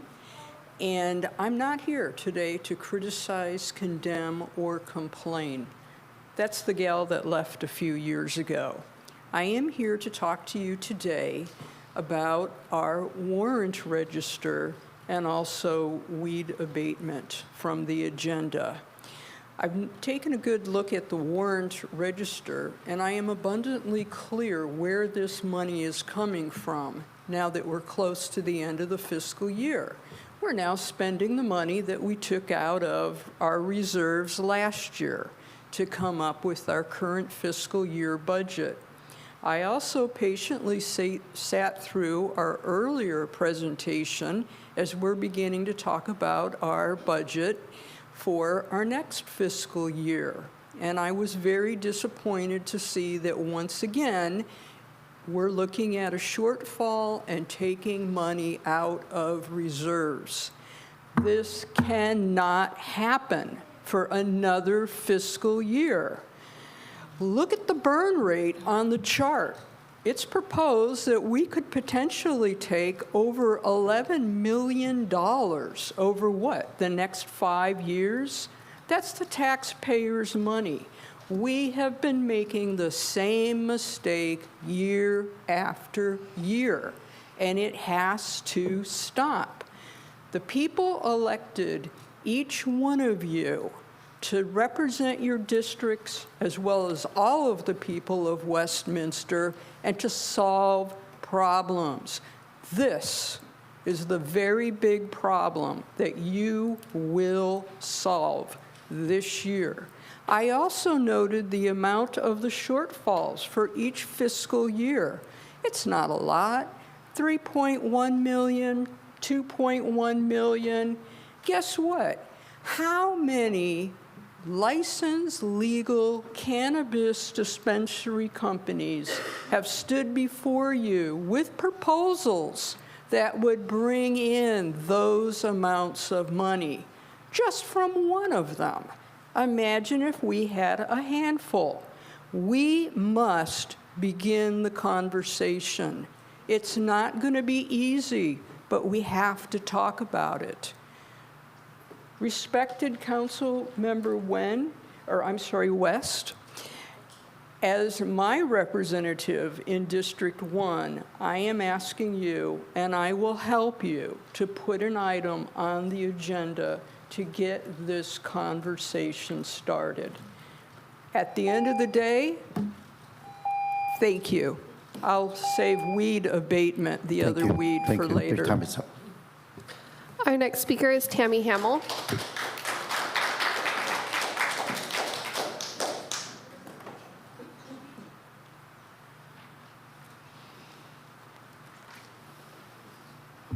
Hello, Tammy Hamill, Westminster resident, District 1. First, I agree about the cannabis shops. That at least needs to be a conversation, even if some people don't personally believe in it. If it's going to bring revenue into the city and be a positive thing, then it at least needs to be discussed.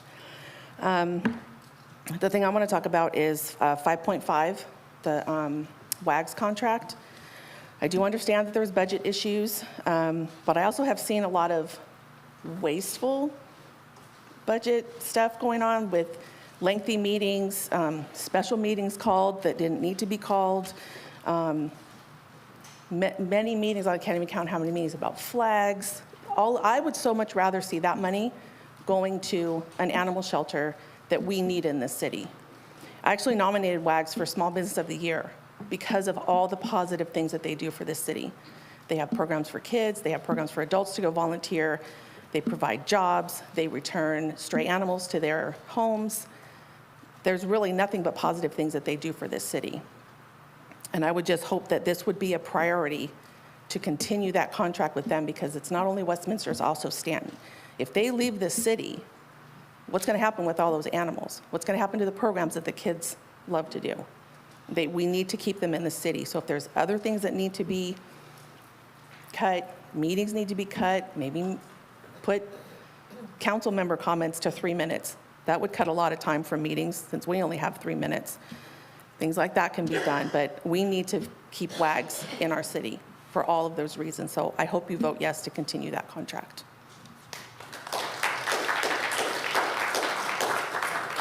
Our next speaker is Devorah Mariscal.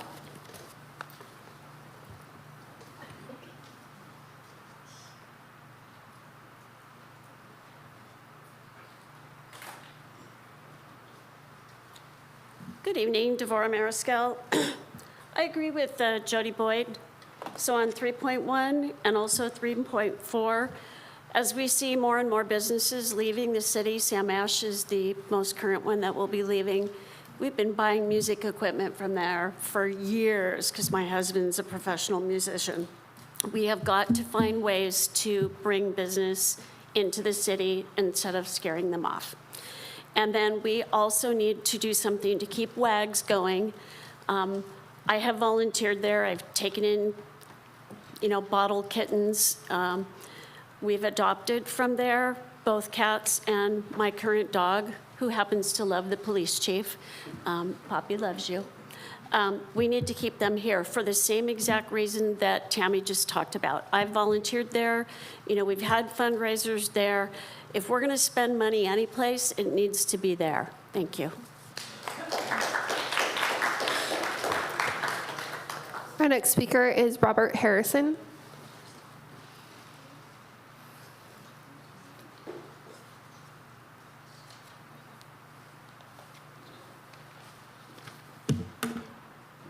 Robert Harrison. I'm talking on Agenda 7.1. Changes have been made. That's the Vietnam War Memorial kiosk in Sid Goldstein Freedom Park, the map. The map has been being worked on for probably well over 10 years, being made personally, authored by and created by Lieutenant Colonel Craig Mandeville. Lam Nguyen, myself, other people, where we have been vetting it for a long, long time, a number of years. Parks and Recreation approved it last year with some grammatical corrections to be made last year, and they were made. This year, the city staff worked hard and made some more corrections, and they have been made. For years and months, the map was presented to American Vietnam veterans and South Vietnamese veterans on the first Sunday of every month. They read it, they looked at it, we wrote it down. We want what is best for the city of Westminster, for America and the Vietnamese people. The map has been on the table with Margie Rice, Mayor Tri Ta. At the very last minute, February 28th, I was not here, fractured my skull. Some different presentations and independent creative ideas were provided that they could have been pushed then and we'd be done already. Right, justify. One of the things was the names of the battles.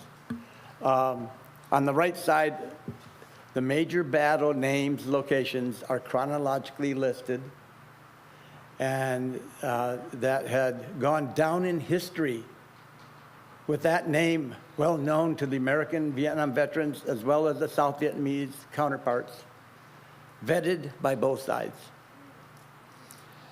Names of the locations and battles were presented on the actual map itself from the Pentagon. We need to get going and to honor those who fought for freedom for the Vietnamese people, to ensure the sacrifices for the Vietnamese, allies, Americans, and servicemen and women will never be forgotten. To symbolize the lasting relationship between the Vietnamese Americans and our nation. Thank you.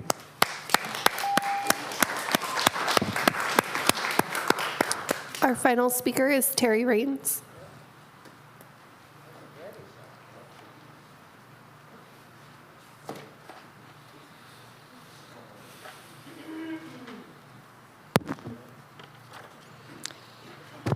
Congratulations, WPD and Public Works staff, on your recognition tonight. Item 1, I still question paying $72,000 to completely rebuild a 3-year-old police vehicle after a serious accident, regardless of insurance, due to safety concerns. Item 3.1. Contrast that to buying 2 brand-new grant-funded police vehicles for $75,000 each. Item 5.2. Item 3.4, I support the annexation of the unincorporated islands, knowing the largest island will have to go before the voters to approve. Under item 2, why isn't the status report of the branded cities billboard projects included? Enforcement of business licenses is generating revenue. If only Councilwoman West would become compliant too. Why isn't cannabis mentioned? Last we heard, the city was going to do a community survey, but the council majority seems completely closed off to the idea of generating at least $1 to $2 million annual revenue by allowing dispensaries. Item 5.1, why does it take 2 months for this council to appoint replacement members to the foundation, hindering the board's progress? Appointing members that don't really want to serve is unacceptable. The foundation needs to amend their poorly written bylaws, thank you, Christian, and become truly autonomous, removing the city council's involvement entirely from the organization, allowing them to fill their own vacancies, etc. Item 5.4, my birthday is July 14th, and on July 10th, one of the council meetings dates, I have tickets to see the Rolling Stones, so I'm good with that one. Item 5.5, I suspect some on this council have no clue what a great asset WAGS is to our community. Look around the county. You won't find a better animal control shelter vendor, not to mention the many positive ways that WAGS gives back to this community. Approve this amendment or the backlash will be swift and fierce. Item 5.6, why aren't the SWOT analysis weaknesses and threats included in the staff report, only accomplishments? I hope the matrix is updated regularly. Item 6.1, catching up with technology, finally, but as a reminder, and unredacted copies of FPPC filings must be provided upon request.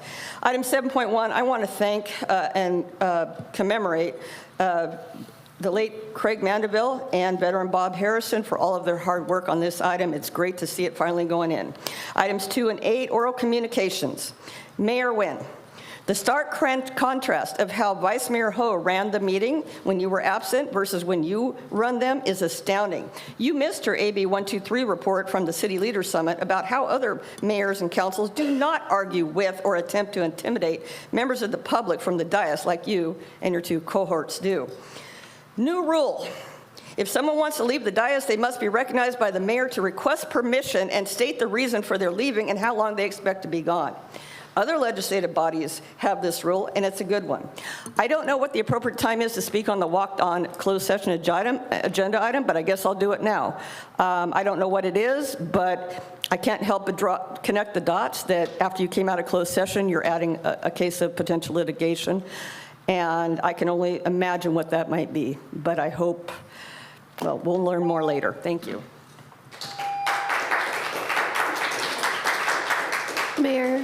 Mayor, I have no further speaker cards. All right, thank you very much. Next is consent calendar. All matters listed under the consent calendars are considered routine and may be approved by a single motion, followed by a roll call vote. There will be no separate discussion of these items unless members of the City Council or staff request that specific items be removed from the consent calendar for separate action or discussion. I would like to entertain if there is a motion to approve, or if there is any item that need to be approved. Motion to approve. Second. All right, we have motion and second on the floor to approve the entire consent calendar. Thank you, Mayor. I have a motion made by Councilmember Monzo, seconded by Vice Mayor Ho. This is to approve the consent calendar as presented. I'll go to call roll. Councilwoman Fan West. Councilwoman Fan West, yes. Councilmember Monzo. Yes. Councilmember Nguyen. Yes. Vice Mayor Ho. Yes. And Mayor Nguyen. Yes. Motion carried 5-0. Thank you. Next is the public hearings. Anyone wishing to speak on an open public hearing may speak in person. Speakers during public hearing comments will each have 3 minutes to speak on each public hearing item, which we have only one today. Any person wishing to address the City Council in person should complete a green speaker slip that is provided at the entrance to the Council's chambers and submit the card to the City Clerk. When your name is called, please step to the podium at that time and state your name and the city of residence optional for the record. So, Madam Clerk, go ahead and call. Wait, hold on for a minute. I would like to ask for a staff report, please. Thank you, Mayor. Good evening, Mayor, Vice Mayor, and council members. This is the public hearing for the weed abatement program for spring 2024. According to the California Government Code, Public Works Department manage the weed and debris abatement from the vacant property in the city. We implement the program twice a year in spring and fall. The other quarters, summer and winter, Public Works staff send out the remind letters to the vacant property owners. Currently, we have 20 vacant lots on the list. On March 5th, staff sent out a reminding letters to these property owners, reminding them to clean their lots prior to the inspection on April 12th. So out of 20 vacant property, there was 5 property not clean at the time of the inspection. So staff did another inspection earlier this week and submitted late communications to update the resolution. So I'm happy to report that as of today, all property has been in compliance with the requirement. So that concludes my staff report. I'm available to answer any question. All right. Next is comment or presentation from the applicant, and I assume that that's the city also. So we can move on to mayor and city council question for staff. Any of you have any questions? Thank you, Mayor. I just have a comment, and then maybe this is something that for a future agenda is, if I understand, you do have a list of the addresses or repeat violators, repeat offenders. Is that correct? A list of addresses that are continuously in violation of this code. Well, we do have the list of vacant property that's on the list for a long time. And if I remember correctly, it's probably about 10 properties. Every single time we do the weed abatement program, we send out letters, and they do actually comply, whether before the inspection that we specify in the letter, or they will meet the deadline when we send out the second letter. And some of those are repeat, that they don't comply. Are they repeat offenders? They comply at the end, prior to our deadline. Okay. Yeah. Right. Thank you. Next. Any comments from anyone? All right. If not, we can move to public comments. City Clerk, do we have anybody sign up for this?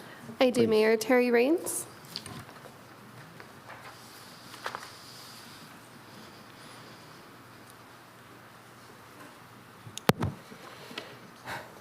Good evening. Some of these comments you've heard me present at previous weed abatement public hearings. Again, why are only vacant properties targeted under this program when in fact the relative government code and city ordinance both do not limit this program to just vacant lots? There are numerous properties in our city, both vacant and occupied, with serious weed and rubbish issues as defined under Chapter 13, Article 2 of the California Government Code, commencing with Section 39560, that never get cited. It seems as though staff just revisits the same previously targeted vacant lots over and over, never looking anywhere else. Why not present to the council the full list of noticed properties for reference in the staff report, even though the properties that were cleaned up are not a formal part of the public hearing?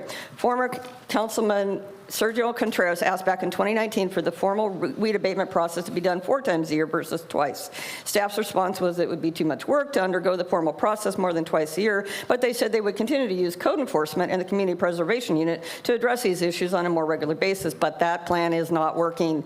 Some areas in the city seem to be targeted frequently, while others are completely ignored. The number of unkempt properties in the city continues to grow, creating extreme blight and potential safety hazards, lowering our property values and reducing pride of ownership in our city. Let's all put in a concentrated effort to clean up our city, and not just on Earth Day. Many cities hold pride and beautification events throughout the year where volunteers, along with support from the city, come together to clean up their city. Some are part of the Unite for Cities initiative, which brings together businesses, residents, schools, service groups, and the faith community to improve their cities. I realize these comments are broad in nature, not specific to any properties listed on the agenda report, but I'm trying to be a part of the solution by offering input and ideas on ways we can improve. our city related to this item.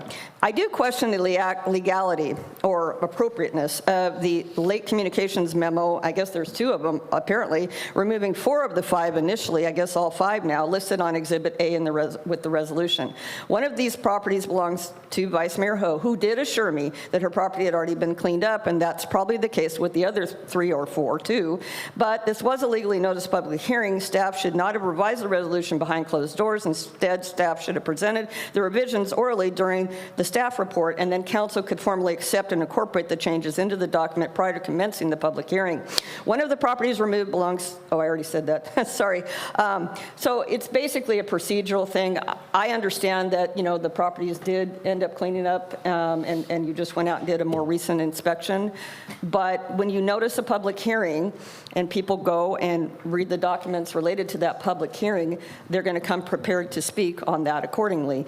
And while I'm glad that it's down to, I guess, 0, because I didn't catch the second late communications meeting memo, you know, it's great news. I just don't think it's good to do it the way it was done. I would prefer that it be done in public and that the council have that information before we commence the public hearing out loud publicly. Thank you. I have no further speakers. Thank you very much. Next is, I would like to call for mayors and council member discussion and take action for this. For that, I will move to approve as recommended. I'll second it, but I have a question, Mayor. Okay, go ahead. Yes, I want to echo on comments from Ms. Raines. And this is one of the, and I've made mention to this to, and I've reported a lot of these during the, through the app, multiple commercial properties with the repeat offenders as far as lack of maintenance, overgrown vegetation, and it's just a continuous issue. It's like, what is really being done about that? It's the same properties, same corridors over and over again. It just never gets fixed. What are we doing? Thank you, Councilman Manzo. I think for those properties, we can report it to CPU, which myself, actually driving around and see those property, I reported to CPU as well. I actually emailed CPU twice this week, and also code enforcement, and then Vicky cleared out who's going to be taking care of that. So CPU is the one who do, and they have the enforcement authority. They can send out letters with fines. With us, we don't have that authority. Yeah. No, thank you for answering that question. I know this is not your department, so thank you for answering that question. This is more a question for city manager. And so we need to keep an eye on that, make sure that we stay on top of that. So that's what I got. Thank you. All right, we have motion and second on the floor. I have a motion made by Mayor Nguyen, a second made by Councilmember Monzo. This is to overrule any objections received at the subject public hearing for the abatement of the weeds and adopt a resolution entitled, "A Resolution of the Mayor and City Council of the City of Westminster, California, determining and declaring that certain weeds are growing upon certain streets, sidewalks, parkways, and private property in the City of Westminster, and rubbish and refuse have been deposited upon sidewalks, parkways, and private property in the city, and that the same are a public nuisance, ordering and directing the city manager to have said weeds destroyed and to have rubbish and refuse removed as required by law." I'll go to call roll. Councilwoman Fan West. Fan West, yes. Councilmember Monzo. Yes. Councilmember Nguyen. Yes. Vice Mayor Ho. Yes. And Mayor Nguyen. Yes. Motion carried 5-0. Next is public hearing item 4.2, adoption of final fiscal year for 2024-2025 annual action plan for community development, block grant and home investment partnership act of program federal funds. May I ask for a staff report, please? Good evening, Mayor, Vice Mayor, and council members. My name is Michael Sana. I'm the housing specialist, and tonight's public hearing is regarding the adoption of fiscal year 2024-2025 annual action plan. Here's a brief overview of our annual action plan schedule. At the February 28th public hearing, the city staff conducted a first public hearing regarding community needs and priorities, which allowed community input in regards to how the city should be allocating CDBG and home funds for the upcoming fiscal year. On March 27th, a draft for the fiscal year 2024-2025 annual action plan was initiated to open a required 30-day public review period. And tonight's public hearing is a second public hearing to adopt the fiscal year 2024-2025 annual action plan as required by HUD and before the city submits it to HUD for review and approval by the May 17th deadline. And as a reminder, the 2020-2025 consolidated plan lists out priority needs and goals, which was adopted by the City Council and also reviewed by HUD. And on the left-hand side of the table, you'll see the priority needs and goals that were first identified as part of the 5-year plan. Every city that receives direct funding from HUD is required to prepare and submit to HUD a 5-year plan, which lists out priority needs and goals that will be accomplished over the 5-year period. And on the right-hand side, the city is required to submit an annual action plan that serves as the application and implementation plan that addresses the priority needs and goals of the 5-year plan. And here is a list of activities and programs that are being proposed for the upcoming fiscal year. I do want to note at the time of writing the staff report, the CDBG home amounts are only estimates. And with that, the staff recommends that the mayor and city council approve the final fiscal year 2024-2025 annual action plan, authorize the city manager to execute the documents required for submission of CDBG and home funding approval to HUD for review and approval, authorize staff to make changes to funding allocations once the final 2024 CDBG and home allocations are announced by HUD. And as an additional recommended action that was not identified in the staff report, city staff is also recommending to allocate any project savings from the fiscal year 2023-2024 street improvements to fiscal year 2024-25 street improvements. And that concludes my presentation, and I'm available to answer any questions you might have. All right, thank you very much. Council members, for a question for staff? Hearing none, let me open for public comments. Our only speaker is Terry Raines.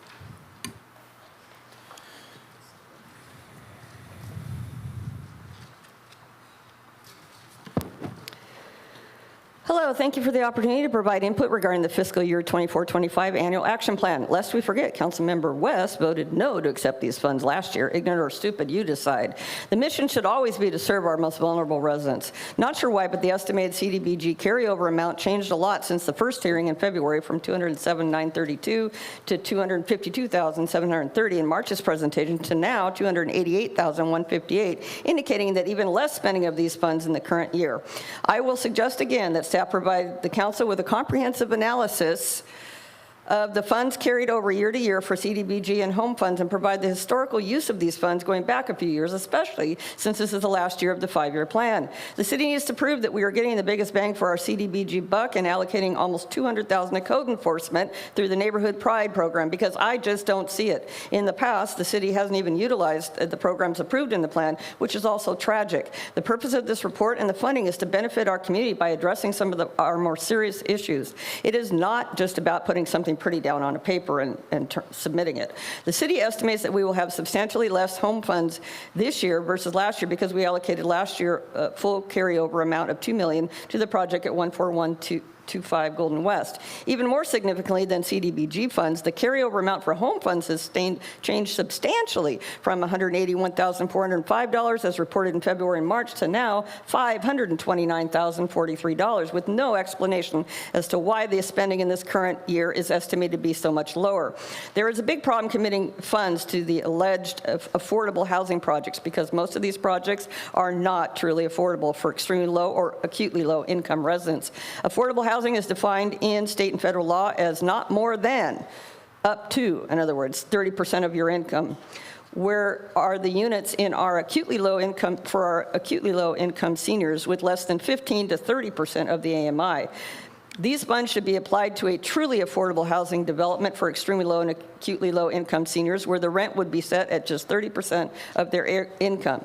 You know, we throw millions into housing the homeless, which represent less than 300 residents here, but we leave our poverty-stricken, tax-paying seniors out in the cold, literally. The Milton Manor project will not fix this. Their rents will not be set at 30% of each tenant's income. So do better, Westminster. Point of order, on the agenda, there is no second late communication on the prior public hearing item, so on the agenda. So I just wanted to note that. Thank you. That concludes our public hearing for this item. Thank you. I would like to close for public comment, and at this time, I would like to entertain if there's a motion from the council for the item. Yes, I motion to approve. Second. Motion and second on the floor. Roll call vote, please. Thank you, Mayor. I have a motion made by Councilwoman Fan West, seconded by Councilmember Monzo. This is to approve the final fiscal year 2024-2025 annual action plan and authorize the city manager to execute the documents required for submission of CDBG and home funding approval to the United States Department of Housing and Urban Development for review and approval, and authorize staff to make changes to funding allocations once the final 2024 CDBG and home allocations are announced by HUD, and allocate any project savings from fiscal year 2023-2024 street improvements to fiscal year 24-25 street improvements. I'll go to call roll. Councilwoman Fan West. Fan West, aye. Councilmember Monzo. Yes. Councilmember Nguyen. Yes. Vice Mayor Ho. Yes. And Mayor Nguyen. Yes. 5-0, motion carried. Next is regular business, and item 5.1, appointment to Westminster Community Foundation. The first one is from Councilmember Nam Quan Nguyen, appointee, and the next one is going to be Mayor Chi Charlie Nguyen, appointee. So first, Councilmember Nguyen. Thank you, Mr. Mayor. I am still in the talk with one of my nominee, okay? Nominee, I mean, okay. But I would like to defer it to the next meeting. Okay. As for me, I would, first of all, before I nominate the next appointee, I'd like to thank Mr. Thomas Nguyen for his dedication, his effort, being in the team at the beginning, and because of the family commitment, he no longer can support or help with the team, so he asked to resign from the committee. And the next one that I would like to, the next appointee that I would like to appoint is Mr. Tien Chu. C-H-U is the last name, first name is T-I-E-N. So with that, with Councilmember Nguyen, deferred it to next meeting. And for my appointee, I would like to ask, I will make a motion to approve. Is there a second to that? Second. Okay, second by Councilmember West. Roll call vote, please. Thank you. I have a motion made by Mayor Nguyen, seconded by Councilwoman Fan West. This is to defer Councilmember Nguyen's appointee to the next meeting and to appoint Tien Chu as Mayor Nguyen's appointee to the Westminster Community Foundation to fill the unscheduled vacancy for a term ending January 2026. I'll go to call roll. Councilwoman Fan West. Fan West, aye. Councilmember Monzo. Yes. Councilmember Nguyen. Yes. Vice Mayor Ho. Yes. And Mayor Nguyen. Yes. Motion carried 5-0. 5.2, allocation of funds for purchasing 2 grant-funded for F-150 Lightning electric pickup trucks. May I ask for a report from the Public Works? Thank you, Mayor. Back in October 2023, there's a call for a grant from the Office of Energy Efficient and Conservation Block Grant, short for EECBG. They are asking the city to submit applications for a title project that leaning toward energy saving and energy efficient. If you remember back probably about 10 years ago, they have the same grant for us, and that's where we start changing the LED traffic signal lightings, the energy efficient lights at the City Hall and different buildings. So this is the second round or the next round that they pulled out. So they allocated for the City of Westminster about $140,000. And looking to the amount and the type of project that they are awarding, we selected to apply for 2 electric trucks to serve the underserved, disadvantaged area. And recently we successfully received their approval for that project. And in order to meet the future, or actually the requirement from the state to have the clean, they call it clean fleet EV commercial mandate from the state, we have to start looking to purchasing the electric vehicles. And those are very hard to get them. So with this one, we're trying to piggyback with the City of Ontario, which they just put it out last year. And each one roughly about, I would say, $75,000. And the Transwest Truck Center, they're willing to honor the same bid that they provided to City of Ontario. So staff recommended the City Council approve the purchasing of the purchase so we can get the reimbursement from the EECBG in the amount of $140,000. Thank you very much, and I don't see any problem with this, but council can always ask the question, but I move to approve. I have a question. Jake? Yes. So with this grant, is it specifically for only electric cars? I mean, are you able to put it toward other things? Are there options with this grant? Yes. Okay. So there's several options that might remember on top of my head is charging stations, which we do have at several locations. Solar panels, solar panels, which are very costly for the amount that they allocated to Westminster, only $140,000. So you cannot do anything much. So that, with the amount that they allocated, you kind of narrow down to how many things you can do to gear toward the energy saving. And it had to be serving for the disadvantaged and low-income area as well. Okay, so with the charging station, how much do you think that would be if you were going to put that money toward a charging station for the low-income people, disadvantaged area?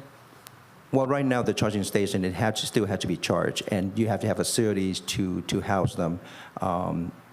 We do have several locations, for example, right behind the Community Services Center in the PD parking structure. We have those charging stations there as well already. The charging station require more, I would say, control environment than just leave it out on the street because it can be vandalized. And it's not efficient if it's not, being, not maintained, but I would say been ready to serve the people. So looking at that infrastructure and looking at the cost, and we said it makes more sense for us because the cities will have to mandate it to meet the state law by purchasing more zero-emission vehicles. Okay, so I guess with the charging station, would $140,000, would you be able to create a station for the low-income people and community?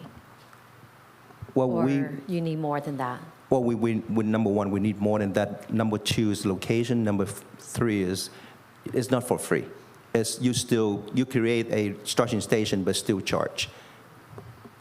Does it make sense? Yes. So basically, from what your objective, you see that it's worth with this grant to get a two truck for the community. So with this truck, you'll be driving around town to help the low-income area. Is that what you're? Correct. Thank you for that purpose of question. So our intention or our plan is for these 2 trucks, one for the public work yard. That's for the services that we provided within the disadvantaged community area. The second one will be used for the City Hall for Public Works Inspector, who are going to be going out and looking at the condition of the street in those areas. So those are the information that we put in on the grant. That's mandated by the grant application that we have to put in. Okay. Thank you. I appreciate that. We have motion. I have a question. Go ahead. Thank you for those answers. Since we're limited on funding on this, you have 140 total. And one of those vehicles you just mentioned was going to be for an inspector. Have you looked into what is the most bang for your buck? Because the Ford Lightnings are pretty pricey. Have you thought about maybe having some smaller electric vehicles, especially one being for an inspector, that we can get more for our money? Yes, we currently have 3 Chevy Bolt that we can do, because the Public Works Inspector is the person who actually travel a lot. So that would be better, more bang for the buck using the electrical truck. And because we have to show that we have to serve the low-income and disadvantaged area, and where the position that will, do that the most, provide that the most service. Yeah, what I'm saying is, instead of buying 1 or 2 Ford F-150 Lightnings, which is pretty pricey, we can get 3 of a smaller vehicle, especially being an inspector doesn't really need a truck. He's not going to be carrying any tools in the back of the truck. So maybe a smaller electric vehicle would be appropriate for a city inspector that's not going to be carrying something in the back of the truck, is what I'm asking. We actually can right now. I mean, we can, but I think this application we are submitted for the 2 lining trucks that put in right now. We can designate that truck for different positions that actually require to put more tools in the back. That we can move around, but as long as those positions are serving the low-income area. Is there a time limit that you need to get this done? You need to, if you were to change the vehicle type, you would have to resubmit. I have to refer this to Scott Masson, our garage superintendent, who actually applied for this application. But I think if you do, then you have to go back to the grant folks and asking for that. I'm not sure that how long that's going to take them to do that, or even allow us to do that. Yeah, that's the question. Is that I don't know if Scott can come up here and put him under the heat lamp, and he can answer that question. Councilman Alonso, oh, sorry. Go ahead. Yeah, that's the question. Is it a situation where instead of buying 2 F-150 Lightnings, can we increase that by buying 3 vehicles, smaller vehicles? That would be something I have to go back to the grant and talk to him about. But usually we've started working this in October, and we had to get it done by a certain day, which I believe was sometime in April. So I think that time is kind of come already. Okay. But I would have to probably go back to the grant company and talk to them. And see Is it something that we're limited on time that we need to get this done? a little bit, yes, because the longer we wait, the more expensive these vehicles do get. So Okay. right now, I'm working on the 2024 model year of a Ford Lightning, and basically the price that they gave the city of Ontario, they are going to basically give to us. Okay. So the 2025 model years are coming out, and there's no telling how much they will cost. We don't know that yet. Okay. All right. That's fine. Thank So you. Scott, Scott? Yes. I think Okay, Vice- last comment. Scott, Jake, it seems like you guys, with this 2 truck, it seems like you're killing 3 birds with 1 stone. So it's multitask, multi-use in the city. So I think it's worth the money, and plus, you guys already processed the application. I know there will be a delay, but it seems like from what Jake is saying that you will use it for multiple tasks, where you would need big truck to carry different things for, like picking up homeless, stuff, to getting tools to different location to fix different area in the city. Is that what I'm hearing, Jake? The one that we designated for the Public Works yard, that's what our intention. The other one, I think our Councilman Manzo was talking about, is the inspector. And the reason we designated for our Public Works inspector, because that particular position that do go out a lot, and they're using, put quite a bit of mileage on the vehicle, as well as serving the, disadvantaged area as well. So that's our trying to, provide it to the grant applications, to meet their requirements, and also show that, what we plan to do, because we cannot give it to another department or the position that doesn't apply to anything like provide services to the disadvantaged community. So this is going to be for our neighborhood pride inspector to serve in the CDBG area? Well, for the public works inspector, that actually they cover the entire city, but any, we do have project in the CDBG area or low-income area. Okay. All right. Thank you. All right, thank you. Councilmember Nguyen? Yes, thank you, Mr. Mayor. I have a question for Jake. It's a little bit confusing right now.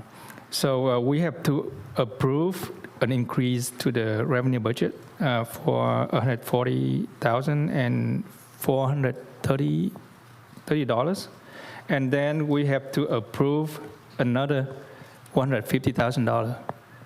What is that?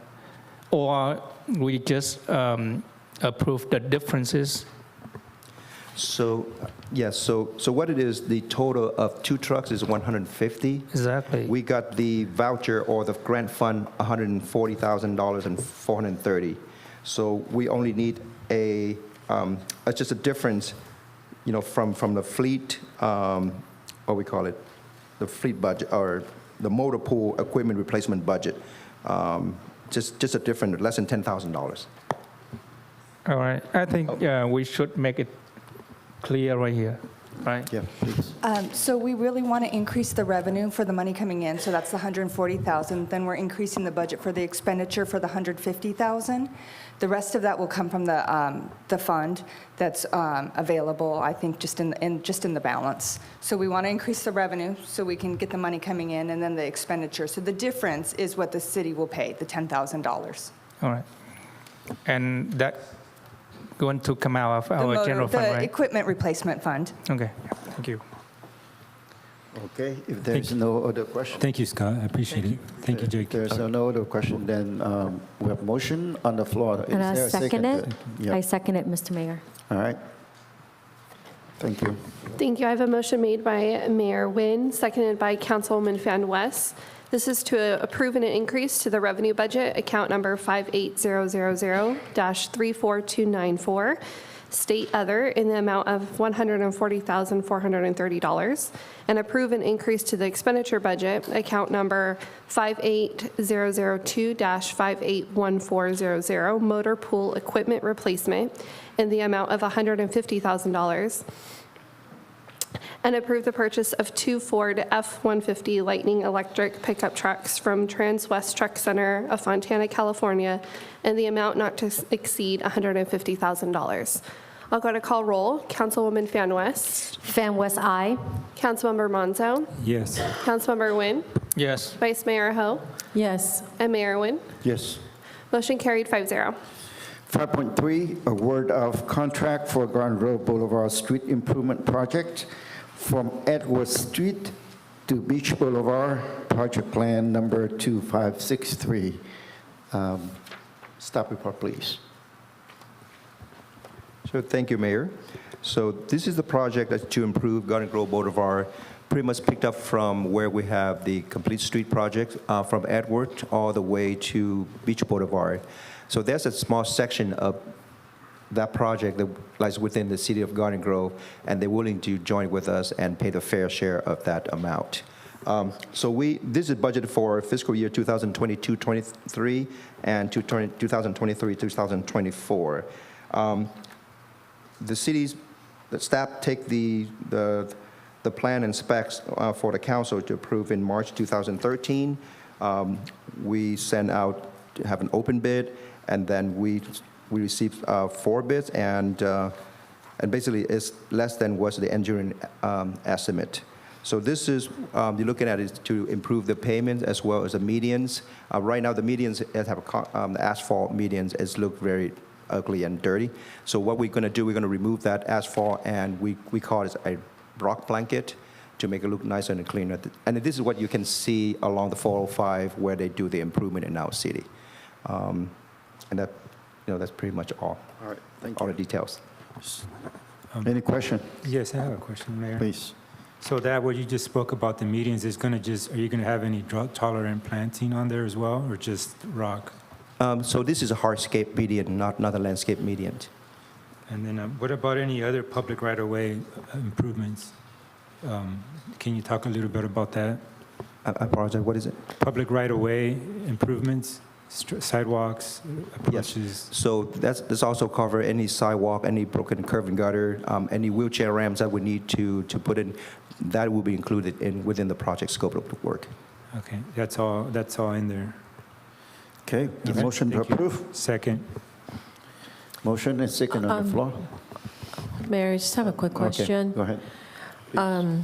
Jake, I know the name, the company name, RJ Noble Company, very familiar to me. I'm sure we used them many times before.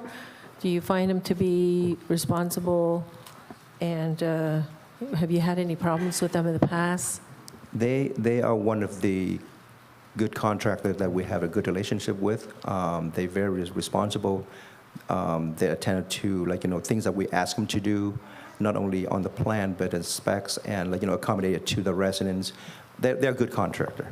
Okay. Yeah, they're an RJ Noble. I mean, the contractor that we typically receive, for our street improvements, are those are good contractor, and several of them express that they love to work for the city of Westminster.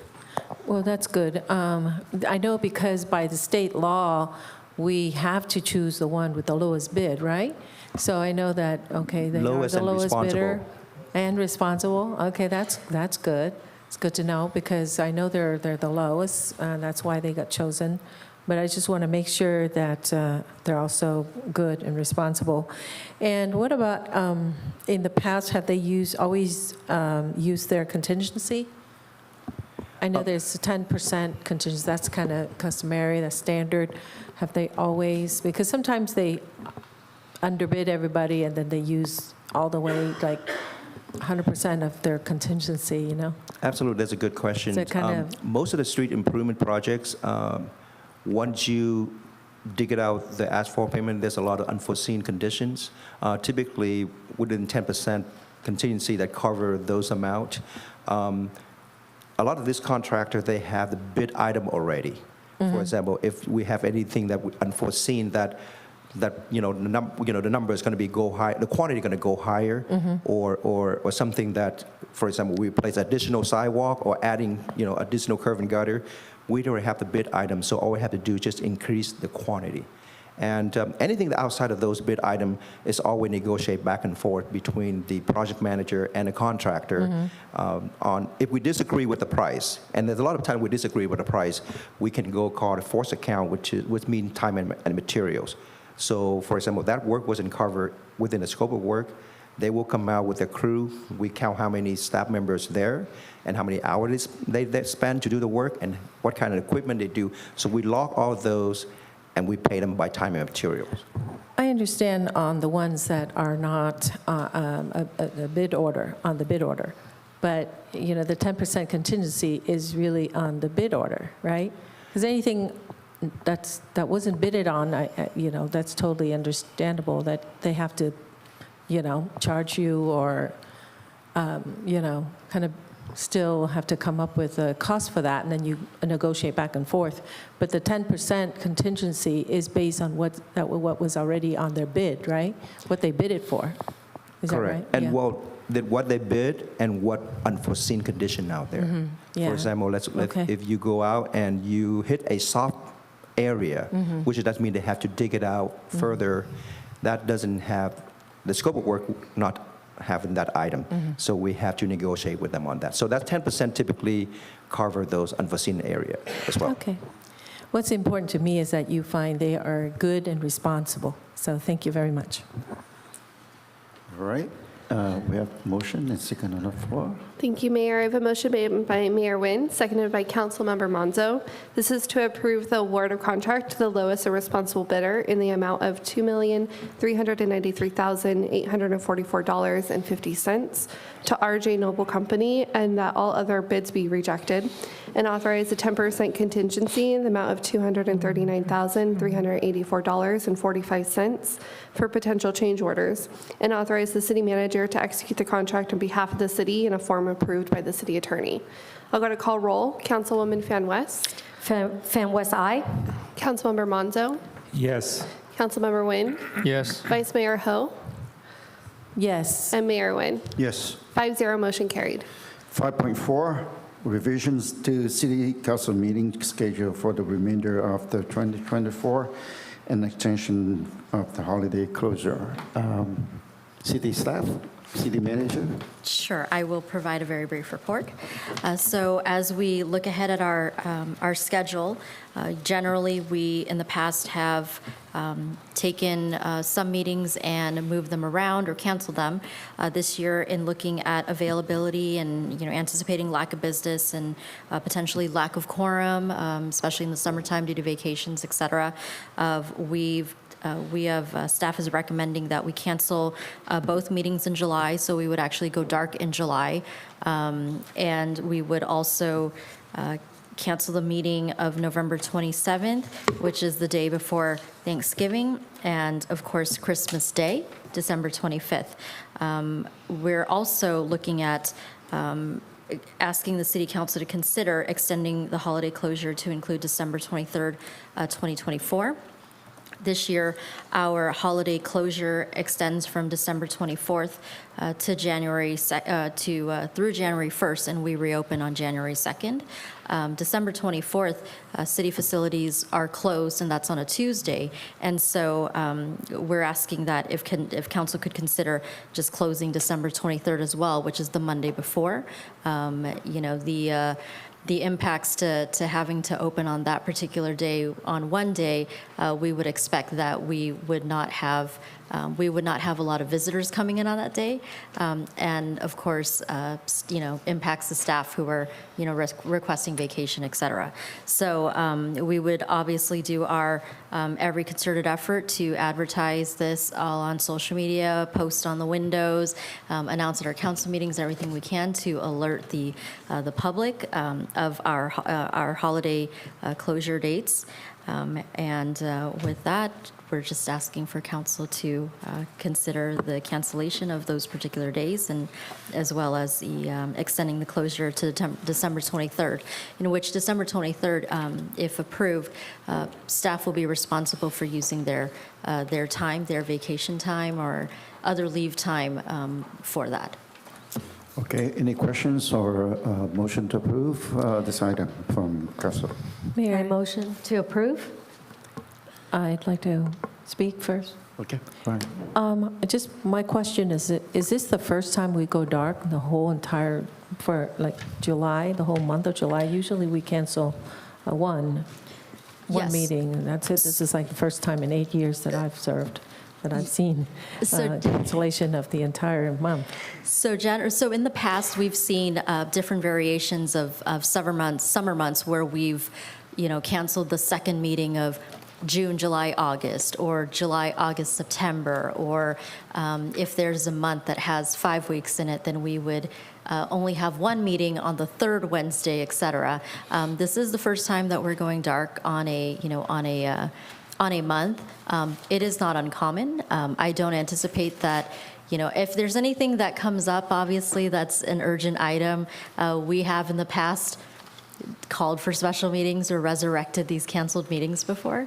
But yes, in the time that I've been here, you're right, this is the first time that we've gone dark for a month. But I'm confident that knowing that we're going to be dark, we're going to get all the business that we need to get done before then. Well, I'm glad that we'll be able to resurrect any when necessary. Thank you. So I second that. Thank you. I have a motion made by Councilwoman Fan West and seconded by Vice Mayor Ho. This is to cancel the regular meetings of July 10th, July 24th, November 27th, and December 25th, and adjust the schedule for adjourned regular meetings as recommended, and extend the holiday closure to include December 23rd, 2024. I'll go ahead and call roll. Councilwoman Fan West. Fan West, aye. Councilmember Monzo. Yes. Councilmember Nguyen. Yes. Vice Mayor Ho. Yes. And Mayor Nguyen. Yes. Motion carried 5-0. 5.5, approval of amendment number 2 to the agreement for animal shelter services in fiscal year. May I ask for staff report? Mayor, excuse me, Mayor. Yeah. I need to recuse myself from this item due to a campaign contribution. All right. Thank you. I know that we have extensive discussion about this item during our closed session meeting a month or so ago. So I believe that this is very clear to every one of us from the council standpoint. So I move to approve. Second it. Okay, if there's no question on this, then we can go ahead and. Okay, I have a motion made by Mayor Nguyen, a second by Councilwoman Fan West. This is to approve Amendment Number 2 to the Agreement for Animal Shelter Services, increasing its costs by $9,500 a month starting on June 1st, 2024, costing an additional $9,500 in fiscal year 2023-2024. And $114,000 in 2024-2025, bringing the total contract cost for fiscal year 2024-2025 to $732,684, and authorizing the city manager or her designee to execute the amended agreement, and approve the second option year renewal of the agreement taking effect on July 1, 2024. I'll go ahead and call roll. Councilwoman Fan West. Fan West, aye. Councilmember Nguyen. Yes. Vice Mayor Ho. Yes. Mayor Nguyen. Yes. Motion carried 4-0.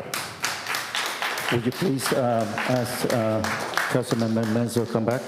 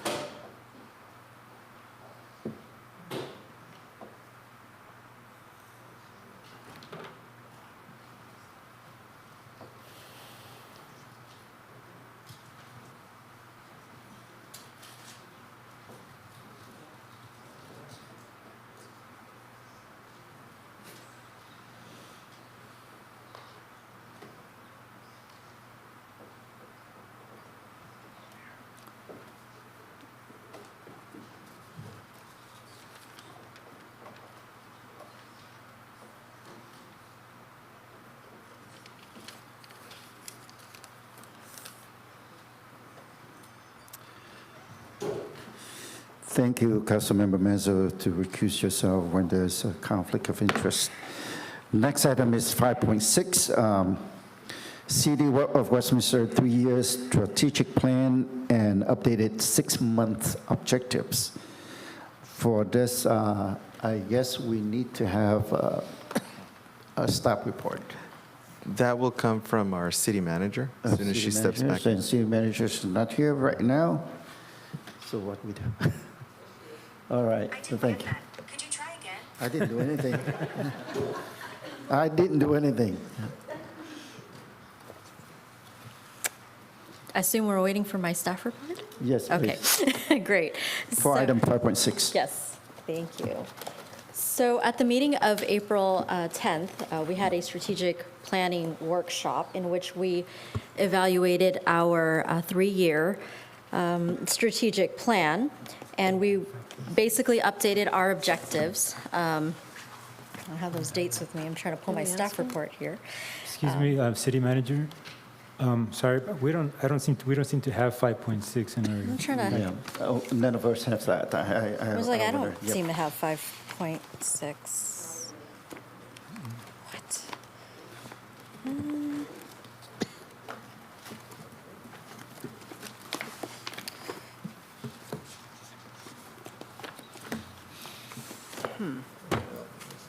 Are we all missing it?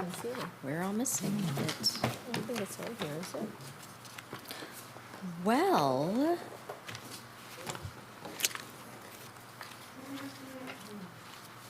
can't really discuss something we don't have. So Is it on the website? if that's the case, I move to table this item until next council meeting. I second. Yeah. All right, move to, go ahead.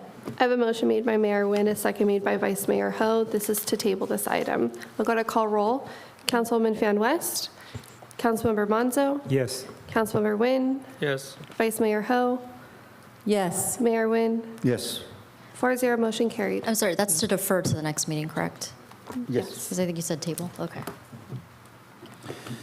6.1, consider introduction and first reading of an ordinance amending titles 2.04. This is Administration and Personnel City Council of the Westminster Municipal Code, adding section 2.04.135, which is electronic filing of campaign disclosure information. I don't know if the council have any question about this. No. It's very self-explanatory, so I entertain Motion to motion if there's any. Motion to approve. Second it, go ahead. Thank you. I have a motion made by Councilmember Monzo, a second made by Mayor Nguyen. This is to introduce for first reading an ordinance entitled, An Ordinance of the Mayor and City Council of the City of Westminster, California, amending Title 2.04, Administration and Personnel City Council of the Westminster Municipal Code, adding 2.04.135, electronic filing of campaign disclosure information to mandate electronic and paperless filing of campaign finance disclosure statements by elected officials, candidates, or committees. Read by title only and waive further reading of. I'll go to call roll. Councilwoman Fan West, Councilmember Monzo, Yes. Councilmember Nguyen, Yes. Vice Mayor Ho, Yes. and Mayor Nguyen. Yes. 4-0, motion carried. Now moving to 7.1, continue from the February 28, 2024 regular meeting. Consideration of a request to replace 2 panels on the wall inside the Vietnam War Memorial Kiosk at Seat Goldstein Freedom Park. Is there a motion to approve? A motion to approve. Before that, can I make a quick comment? Okay, please. Thank you, Mayor. I just want to thank the late and honor and thank the late Lieutenant Craig Mandeville, Colonel Craig Mandeville, for all his hard work and dedication to our community. For him and his team to deliver us the Vietnam War Memorial. Also, Lam Nguyen and Robert Harrison and everybody, the architect as well. So thank you for your dedication, gentlemen, for what you've done for our city. I really appreciate it. Well, I saw both of them are there. Would you please stand up so that we can recognize you both?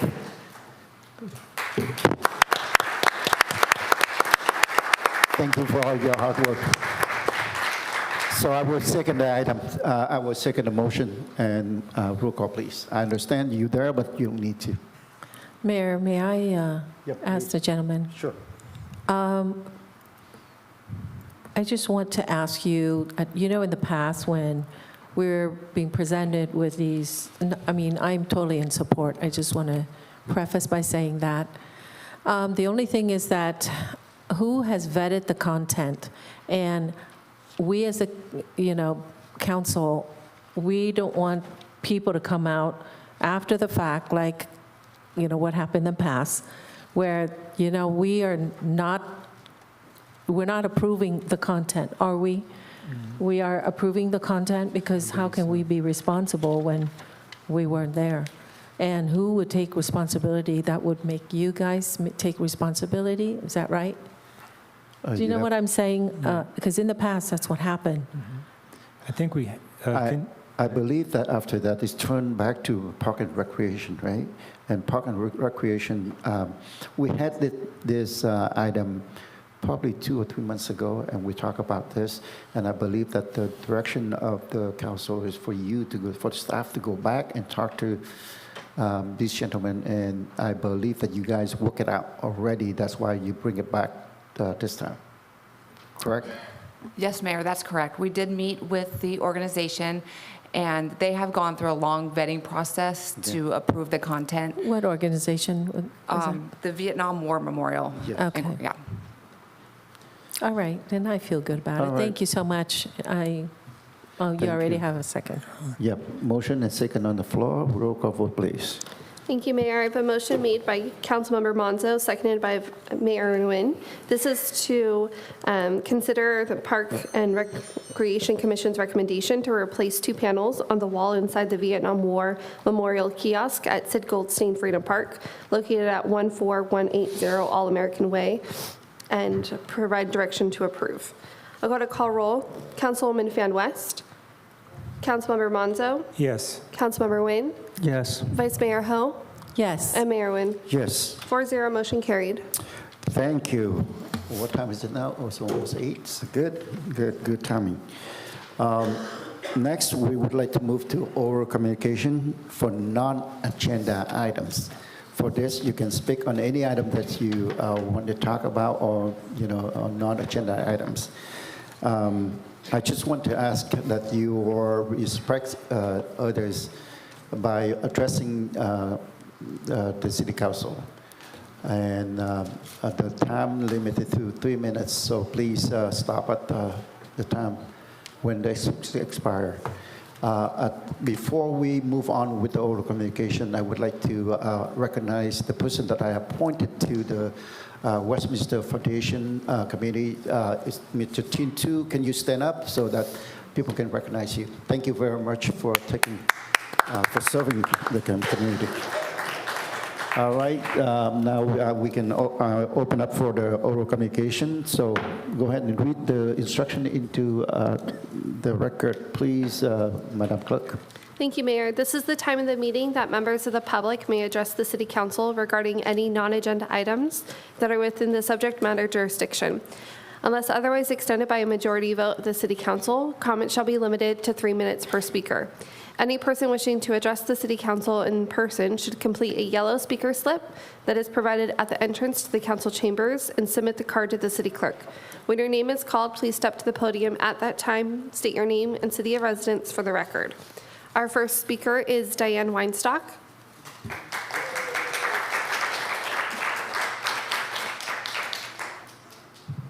Hello, council members.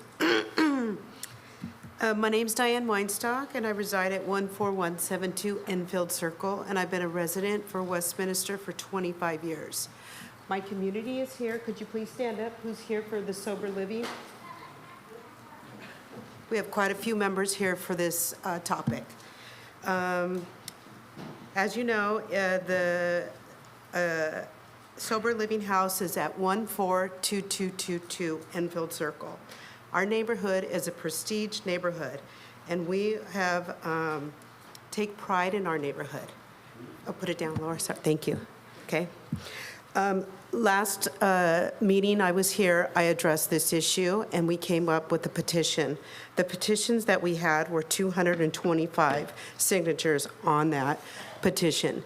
Today, I'm bringing up another petition with 343 signatures, and we have increased it, and I'd like to give this information to the clerk so that she has that as documentation. We are very concerned with this being on Enfield Circle. We have 20-some children along with senior citizens on our street on Enfield Circle. Along with sober living comes crime, and that's what we're concerned with. I addressed it last time with the city manager, and she said she was going to do a study session. And I want to make sure that that is followed up, because I want to get this on the agenda as I addressed it last week. And as I was shot down because they said it had to be a study session in order for it to get onto the agenda. So that's pretty much all of us that are here today. We're concerned with this sober living that's on Enfield Circle, and we just don't want it to happen. Okay? Thank you. Thank you. Thank you.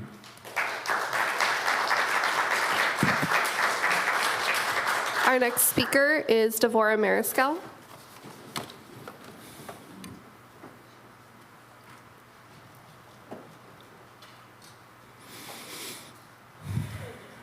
Good evening, Devorah Mariscal. I wanted to bring up a couple of things, and I apologize if this got resolved and I don't remember. I know a couple of meetings ago we had some issues with mobile homes parking, taking up streets over off of Garden Grove Boulevard, and allegedly those are rental RVs.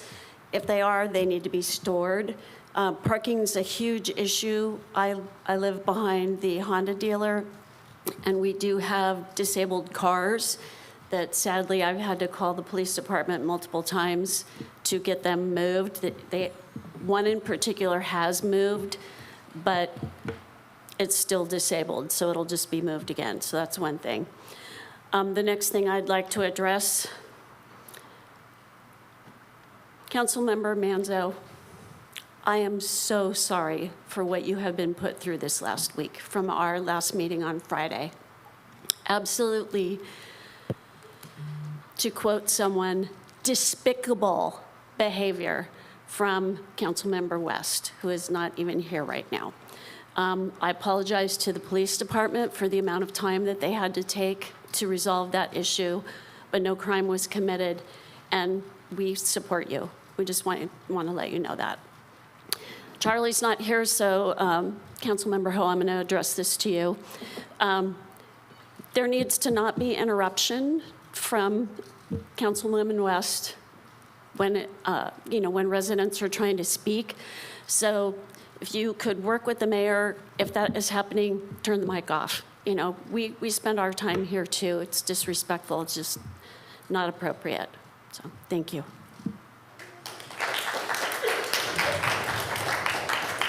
Our next speaker is Mike Reingold.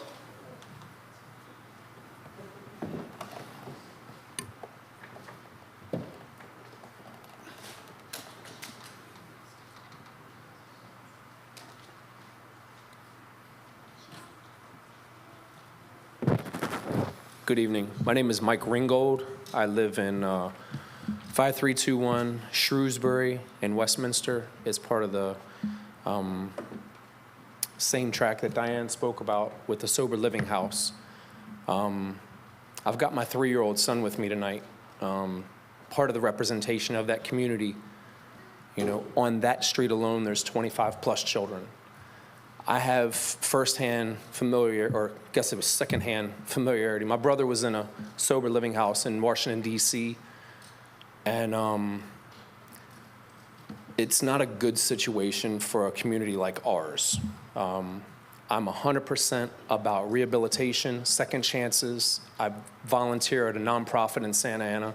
I see a lot of people that Project Kinship helps get off the street, coming out of the city jail, trying to change their lives, but I also see recidivism. When people are in recovery, relapse is part of that. It's almost a given. It's understood that people are gonna fail in their attempt at sobriety. I don't want that failure in my neighborhood. The crime that it's gonna bring, the associates that they have. My brother was in a house with a man who slept with a knife under his bed and snuck out the window to get crack daily. This is something he lived with. So I know what it can be. I've also known people that are success stories. My brother's one of them. He's been clean and sober for over 5 years. My wife has a cousin who's been clean and sober for over a decade. These men are thriving in their lives now because they had an opportunity to be in a sober living house. So I know that they're an awesome thing. We also know that they bring things with them, associates. Someone, give me one moment.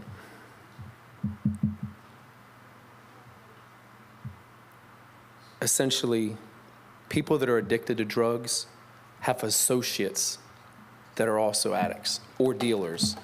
And a lot of times they're drawn into those places because these people that are going to be in sober living homes aren't confined to the house.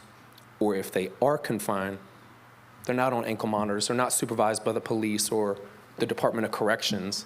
This is a community that, this is just a house. So it has a back door, it has windows, and they can sneak out, go to the park where our children are, and meet somebody to get more drugs because they've relapsed.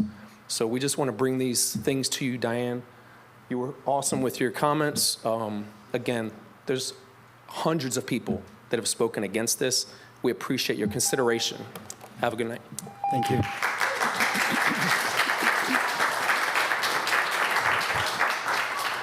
Our next speaker is Danny Meza.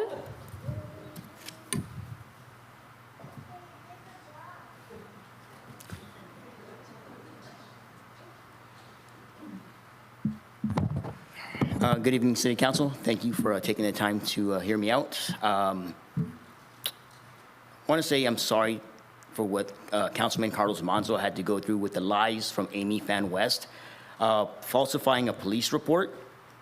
She should be brought up on charges. It's just ridiculous that somebody who serves our community, he doesn't even represent my district, and he's helped me out numerous times, and I appreciate you for that.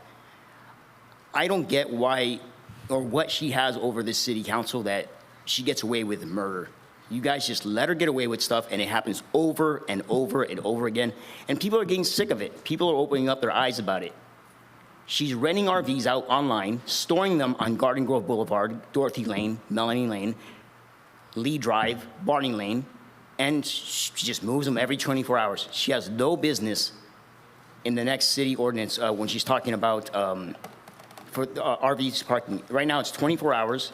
You guys should adopt an ordinance like Garden Grove, where you have to register your RV, and that's it. You either park it in your driveway or you move it every 24 hours when it's registered. Anybody else can just get towed. Why is she getting away with it over and over and over again? We've pulled the public records. She keeps doing it. Fan West, where are you? Fan West, where are you? She's never here to hear the people out. We're getting mad. It's affecting our neighborhood. We have people who are just parking there, and we don't know what they're doing. Next come the tents. Next come our homeless people. I know for a fact people are back there drinking on Dorothy Lane, doing drugs. Yet she parks her RVs, and other vehicles come, and it creates the blight. I know she's in her gated community, her trailer park, and, she doesn't care. It's not affecting her directly. It's affecting my neighborhood, the residents of the city, and we're sick of it. It's affecting my daughter. We can't even go on a bike ride down there without thinking, what are they going to see? I've seen people having sex in cars back there. It's gotten better because of the City app, and I thank you for the City app because it's really made a difference. But this RV thing needs to be nipped in the bud. Look at places like Venice Beach. They had so many RVs lining the streets, and what happens? It brings blight, it brings drugs, prostitution, trash. So why is she allowed to do this? We've already proven that she rents them out on Outdoorsy.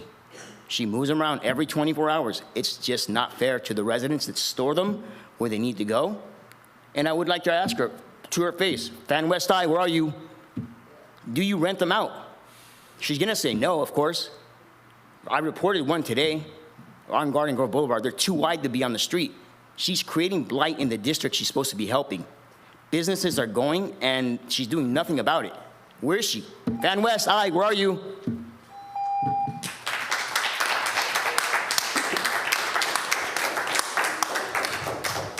Our next speaker is Jason Doan.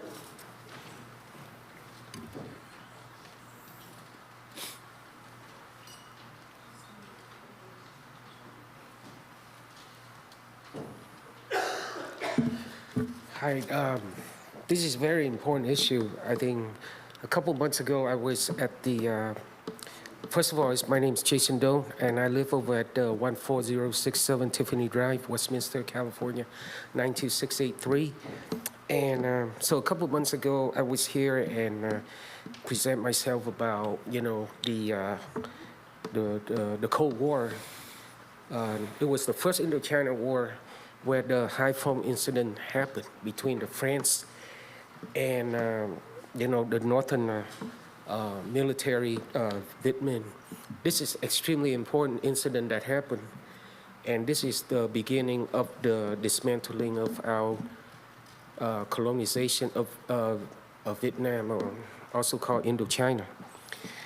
So the thing was that there was a contraband that I mentioned that went from China to Haiphong, and then we were in the south, so we probably don't know, but the French control the south, and also they have allowed the north to have partial autonomy. So therefore, there was a contraband ship from China coming over, and then all of a sudden, the battle broke out. That's how the first Indochina War started. Now, if you remember in history, Charlie, that 1945 was the end of the World War II, and then 1946 was the beginning of the first Indochina War, right? So we must think that there's a reason why it happened. So it's between Ho Chi Minh and Giap Vo, right at the beginning, Hai Phong. So once that happened, the French, fought the Viet Minh, and then for 9 years, from 1939, no, I'm sorry, from 1946 to 1954, they fought it until the Battle Dien Bien Phu. So the last Battle Dien Bien Phu is where they won the North. Dien Bien Phu is in the North. So obviously, they celebrate the winning against the French. So 1954 was the end of the First Indochina War, and then the beginning of the second Indochina War. It's also called the Cold War. Okay, so when 1954, that's when American troops come in, and you have Diem was appointed as the president of the South Vietnamese at the time. And then also John F. Kennedy was the president at the time. So we're supposed to have the popular election between the North and the South, and we want to reunify both the North and the South as a democratic nation, not a communist. If I'm not right, then somebody have to fix me, but I'm pretty sure that was the reason. But anyway. Thank you. Your time is up. Thank you. Because of that, we think the North Dakotans, so they. Sir, your time is up. Please, please, please, your time is up. Next. Thank you. Here is Tammy Hamill.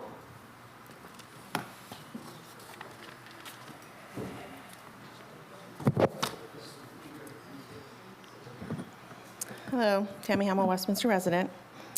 Probably goes without saying, she's still gone. She missed 3 votes. Gone again for oral communications because she can't take it. She does not have the temperament, the intelligence to be a council member. She only wants to be here for her own self-serving agenda. And for her to talk about the code of conduct kind of blew my mind. I mean, I actually looked it up this week, the City of Westminster's Code of Conduct. I did not find one line in there that she has not violated. I highlighted them, every single one of them. She's violated every single thing in the Code of Conduct. I'm surprised she even knew you had one. Did she sign it? I mean, did she read it? I don't think she understood it, because everything she does in these meetings and online on her social media is a violation of that code of conduct. Last Friday was the end-all be-all of the Amy show, which is what she's turning this into. That's what she wants it to be. She wants the attention, she wants the credit, she's doing nothing useful. Now she's slandering other council members, dangerously slandering them. Not only has she called residents, call me pedos, which I asked her about that proof that I sent her, and she called me crazy. She was talking to 2 other people about getting credit for the Jane Fonda issue. I asked her if that's what that was about. She said I was a stalker. This is what she does. This is what we see up here. It gets worse outside. I can't even imagine what goes on behind closed doors with city staff.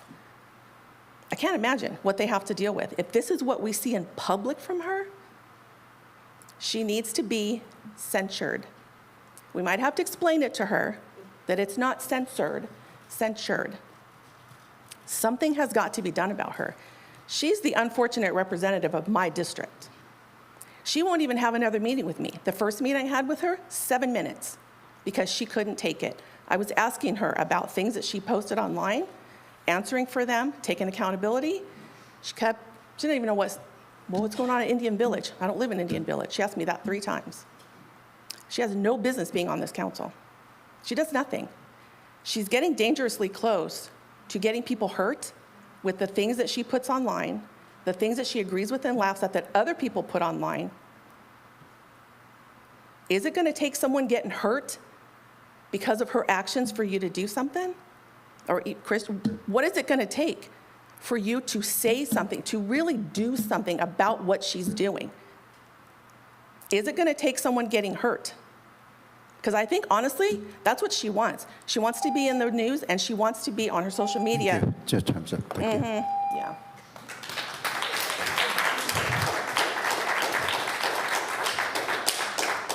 Our next speaker is John Gentile.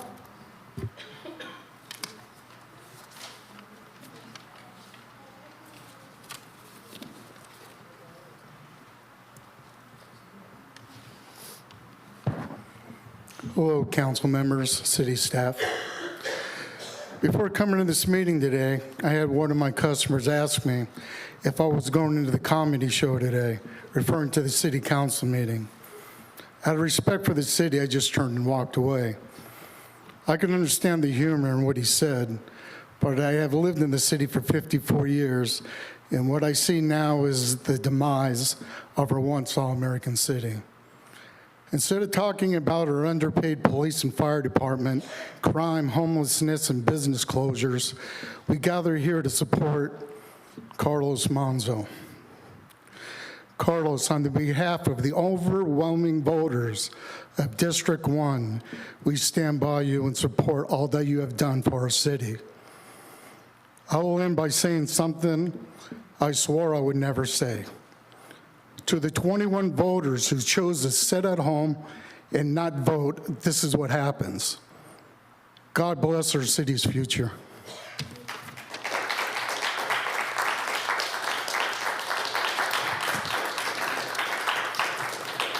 Our next speaker is Gigi. Gigi.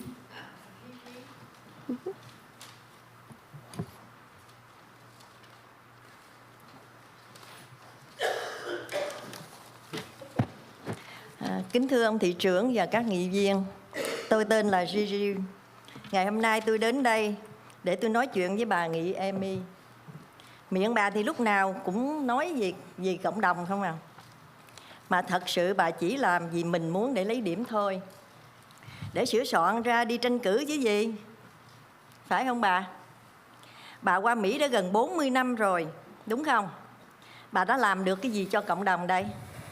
Bao nhiêu năm qua, bây giờ bà mới vào thành phố có bao nhiêu mà sau bao nhiêu lần bà tranh cử thua mà bà lại muốn trở thành một ngôi sao sáng chói một cách nhanh chóng. Bà đi giành điểm để cho buổi họp thứ 6 vừa qua. Bà hạch hỏi nhân viên thành phố tại sao không có tên bà trong cái bảng báo cáo. Bà có 3 người nghị viên đồng ý cho buổi họp khẩn không? Bà gọi cho bà phó thị trưởng Kimberly mà bà ta cũng chưa đồng ý nữa. Mà nếu có 3 người đồng ý thì tên của bà cũng vẫn không có trong bảng báo cáo. Vì bà phó thị trưởng Kimberly đưa nghị trình đó ra với ông thị trưởng rồi bà. Thật là tội nghiệp cho bà. Vì không có kinh nghiệm sinh hoạt trong cộng đồng, bà đi theo một nhóm người được gọi là cố vấn nhưng không có chút tự tin nào trong cộng đồng hết. Trên thực tế, bà giao du với nhóm người thích gây rối. Rồi những người này dẫn bà đi sai đường hướng. Và lần này bà đã đi quá xa rồi bà. Bà đã bịa ra những câu chuyện kêu gào về những vấn đề nhỏ nhặt để biến thành những cáo buộc lớn để phải lôi kéo cảnh sát vào. Đất nước này có luật pháp và trật tự mà. Chỉ vì bà la hét và bị lạm dụng, bắt nạt và quấy rối, điều đó không có nghĩa là thật sự bà bị lạm dụng. Bắt nạt và quấy rối, không phải ai cũng tin bà và tất cả mọi người đều vô tội cho đến khi được chứng minh là có tội. Tôi hy vọng sự thật sẽ được phơi bày. Bà xứng đáng với danh hiệu nữ hoàng nói láo và là kẻ gây rối cho hội đồng thành phố này. Hãy trưởng thành và hành động và có trách nhiệm hơn đi. Bà đúng là một sự xấu hổ cho cộng đồng người Việt. Bà thường xuyên nói láo, nói thêm, dựng chuyện. Bà không sợ bị trời trồng sao? Và bị á khẩu sao? Bà cứ dây tội ác khẩu đi bà. Trân trọng kính chào. Xin cảm ơn. Good evening, Mayor Nguyen and council members. My name is Gigi Bowe, and I come here today to talk to Councilwoman Amy. You always claim you are about serving the community, but in fact, you only do it for yourself and want to get credit. For what? To prepare to run for the next election? You've been in the country for nearly 40 years, isn't it? What have you done for the community over 40 years? You barely won the last council election after so many lost elections, and you want to become a bright, shining star so quickly? You want to claim credit for last Friday's special meeting? You asked city staff why your name was not included in the report? Do you have 3 council members who agree to call a special meeting? You called Vice Mayor Kimberly, and she didn't agree. And even if council members agree, your name will not be on the report because Vice Mayor Kimberly Ho brought up the agenda item and the mayor seconded it. Unfortunately for you, you hang out with this group of so-called advisors who don't have the credibility in the community. In fact, you hang out with a bunch of troublemakers who lead you in the wrong direction, and this time you went too far. You made up stories and cried wolf about small matters to turn into major accusations that involve the police. This country has law and order. Just because you scream abuse, bullying, and harassment doesn't mean that you are actually abused, bullied, and harassed. Not everyone believes you, and everyone is innocent until proven guilty. I do hope the truth will come out, and it has.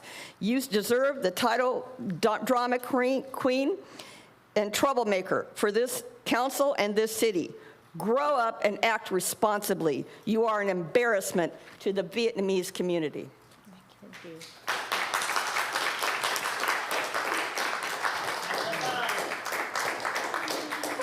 Our next speaker is Kai Dao.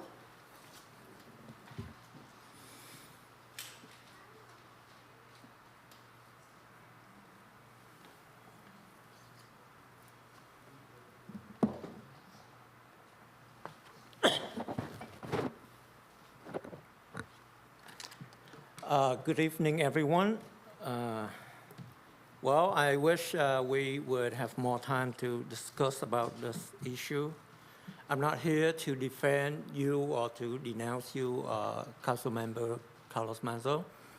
I'm here to speak to the so-called mayor regarding decorum, how he runs the city's meeting. As many times before, I guess people, some even a YouTuber criticized me and then blamed me. He said probably because I came up here or come up here often and calling him stupid, that gave reason for the mainstream media to write article about our city and labeling Westminster as a joke, laughing stock, high school bickering, and it's been a shame for us all. A circuit that, and in Vietnamese it's called like a fish market. The reason being, I wish you guys would, Mr. City's Attorney, no pun intended, I meant no offense, no disrespect, but I hope that you would educate him, sit them all down to explain the law to them, so that, in the future, if someone file a complaint, they wouldn't have to file a complaint against your firm or yourself for not educate them about their role. Like I said, I don't know if he's stupid or he just have to do it to distract people that criticize them. But being a referee, before you blow the whistle, you have to know the rules. And you have to be just and fair. Doesn't mean that just because you have the gravel and you just keep pounding it, I said like a monkey in soup. Because respect has to be earned. You didn't earn my respect. I shouldn't call you stupid or barbaric. You're un-American. You're supposed to represent us, American citizens, an American city. Act like an American.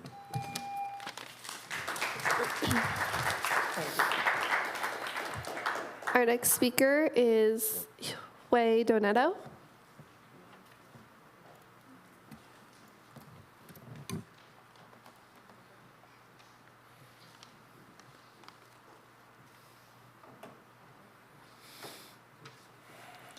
Chào ông thị trưởng và các nghị viên. Bữa nay tôi lên đây để nói chuyện với bà Amy. Chắc bà nhớ tôi ha?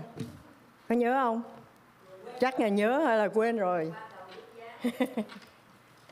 Bà đi ra bên ngoài, bà họp báo. Bà đưa những tin tức từ những buổi họp của thành phố kính. Bà đem ra những cái gì mà kính của City mới họp, bà đưa ra như vậy, bà có làm đúng không? Bà ngồi trên cái ghế đó, bà phải biết cái luật, đúng không?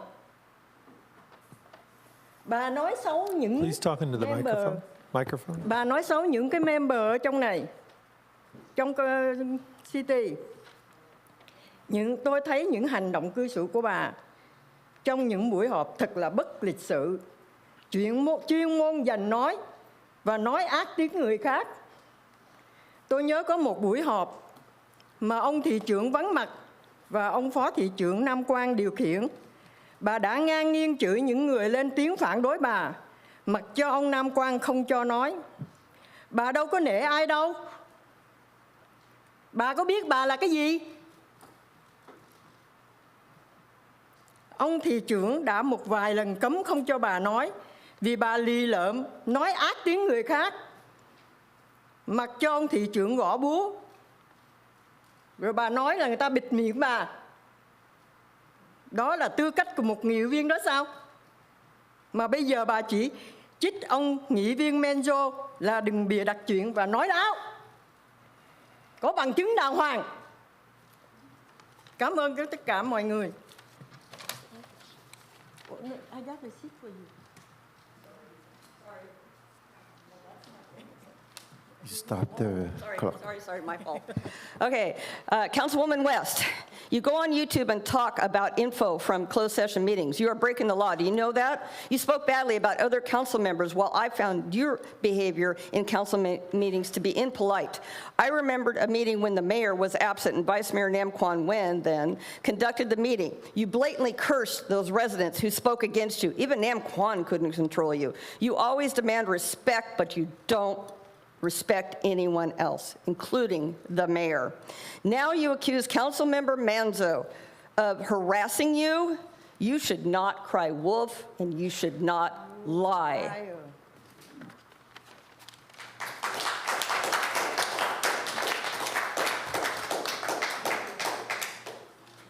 Our next speaker is Nat Lynn. Nhạc Linh.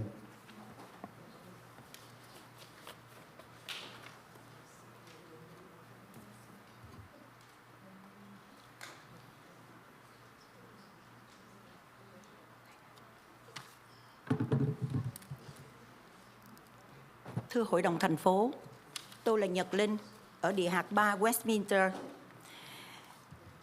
Sau cái cuộc họp của Hội đồng thành phố ngày 3 tháng 5 vừa rồi, tôi rất là phẫn uất khi mà bà nghị Amy Phan West, bà bắt tay với ông Ngô Kỷ là một người chuyên bịa chuyện, phá rối cộng đồng và cái đám YouTuber thân cộng.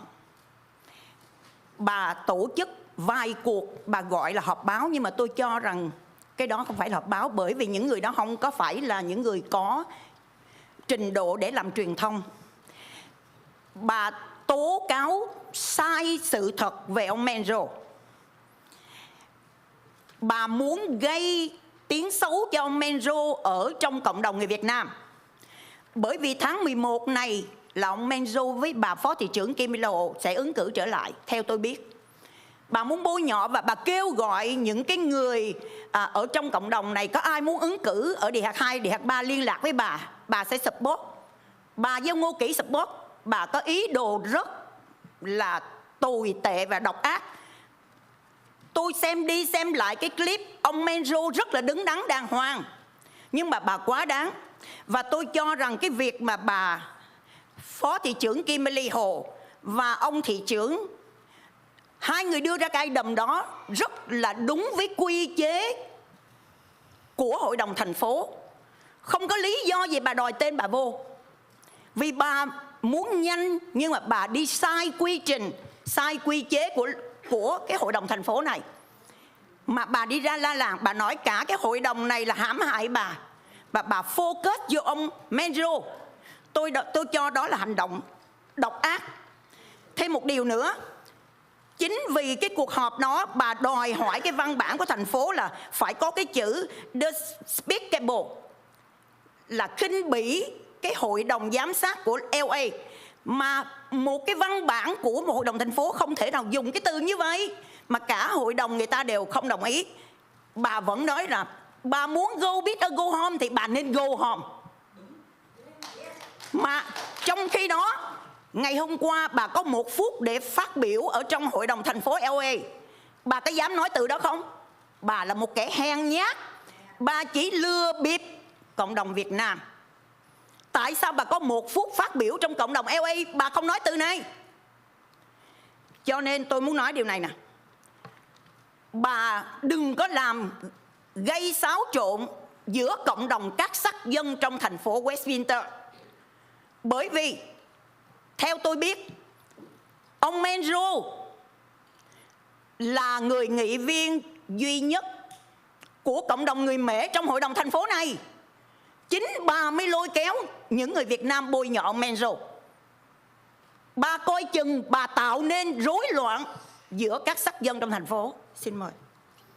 Yeah. My name is Nat Lynn. I want to talk to Councilwoman West's actions from the special meeting last Friday. During the meeting, she kept repeatedly asking the council to change the language of the resolution to denounce the County of LA supervisor's action about Jane Fonda Day. You want to use the word despicable instead of inappropriate, which no one else in this council supported, which you call your mayor and other council members weak. What a joke. When yesterday you called into LA County Supervisor meeting, you called in and spoke for a minute. You didn't dare use the word despicable. You are just all talk and no action. You are a coward, and for even praising the LA supervisors, keep doing the good job. Your advisor, Mr. Noki, is a liar who likes to make up story and troublemaker with a loud mouth. I want to condemn your immoral, cruel, and ugly actions towards Council Member Manzo. The mayor and the other council members need to stop her deceitful and fabricated accusations towards everyone else in this council. You are a shameful and an embarrassment to this council and this city. Thank you. Thank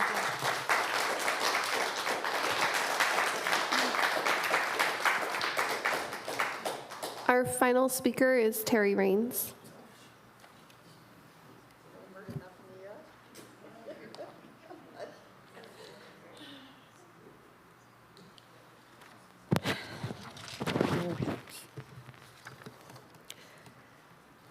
Despicable, immoral, contemptible, reprehensible, abhorrent, heinous, unscrupulous, repulsive, sadistic, deplorable, disrespectful, evil, narcissistic, moronic, worthless, pathological liar, nefarious, wretched, obtuse, all accurate descriptives of the character and actions of Amy Fan West.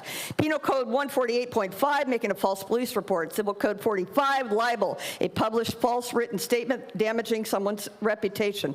Civil Code 46, slander, making a false spoken statement damaging a person's reputation. Penal Code 118, perjury, knowingly providing false testimony, all laws purportedly violated by Amy Fan West.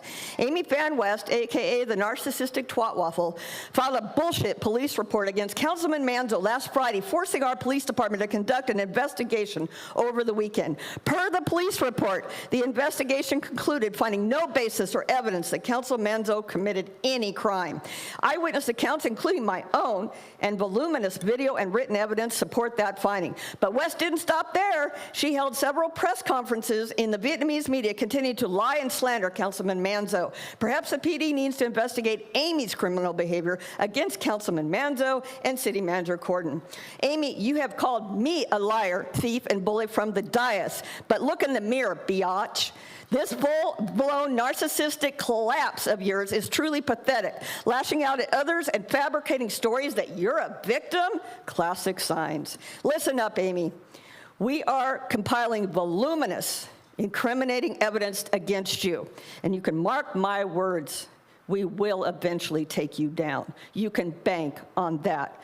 Council, this is effing serious. You can't just sit there and do nothing while this woman destroys each and every one of you and our city. You must stand up to the madness. It's time for this council and this community to come together, to take swift, formal, punitive action against this malignant cancer in our city, Amy Fan West. Censor Amy Fan West. Recall Amy Fan West. Censure Amy Fan West. Recall Amy Fan West. Censure Amy Fan West. Recall Amy Fan West. This is a plea to this community to wake up and this council. Thank you very much.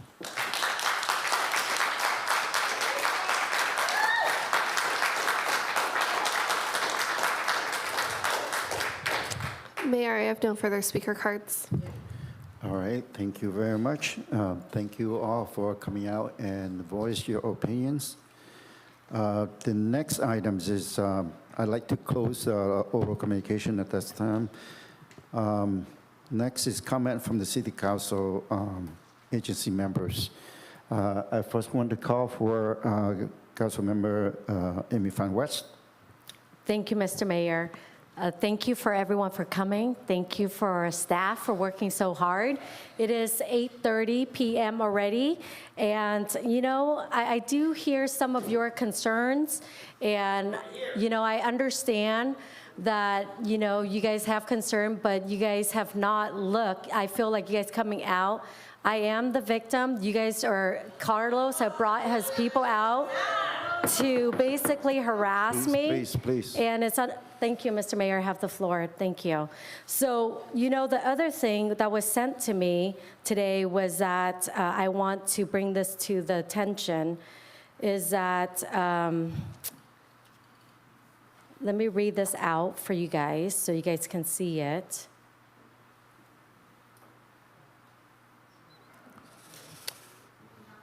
Okay, so, it was sent to me on Westminster Buzz, News and Community Discussion, urgent, this is a day ago. Urgent breaking news, Amy Fan West fell a bullshit, I'm reading word by word, police report against Carlos Manzo on Friday. An initiate investigation was conducted over the weekend.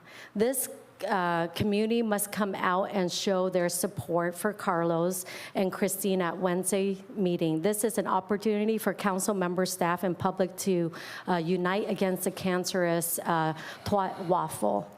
And this has been a rough weekend for many of us. I spent solid 48 hours searching for evidence and dealing with this issue, and also the closed session agenda item for City Manager Christine Gordon performance evaluation that she initiated. I was trying to do the right thing to not make this public, hoping Carlos Manzo will receive an official notification that the initial investigation has concluded, finding insufficient, no evidence of wrongdoing on the part of Carlos Manzo, but it seems that may not come today, so screw it. I'm going to going public with it too. Sorry, Chief Darren Lenye. Amy Ngoki made it public yesterday.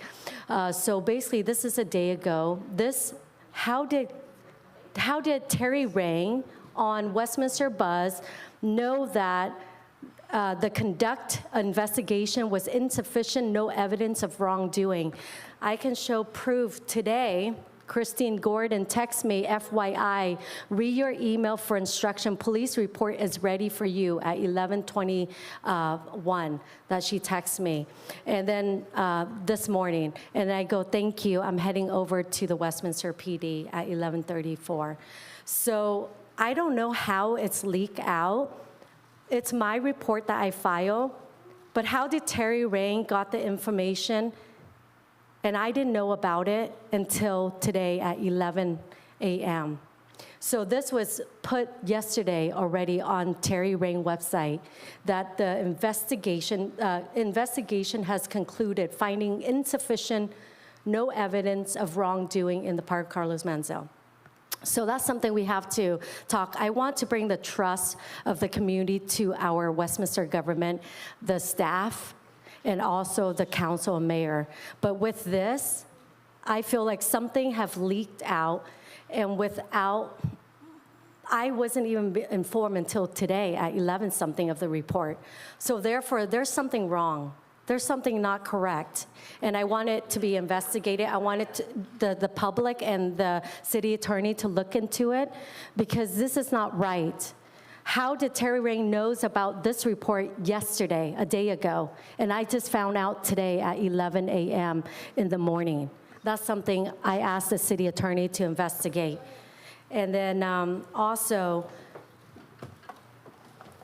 you know, for the closed session today, I just want to let you know, it says on the 4 o'clock meeting that the council meeting, of course, the litigation, right, of the council.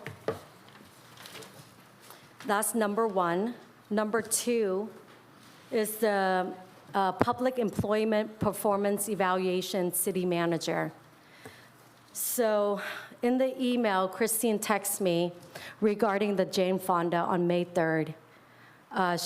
I asked her to call me that morning at 9:37 a.m. She called, we talk.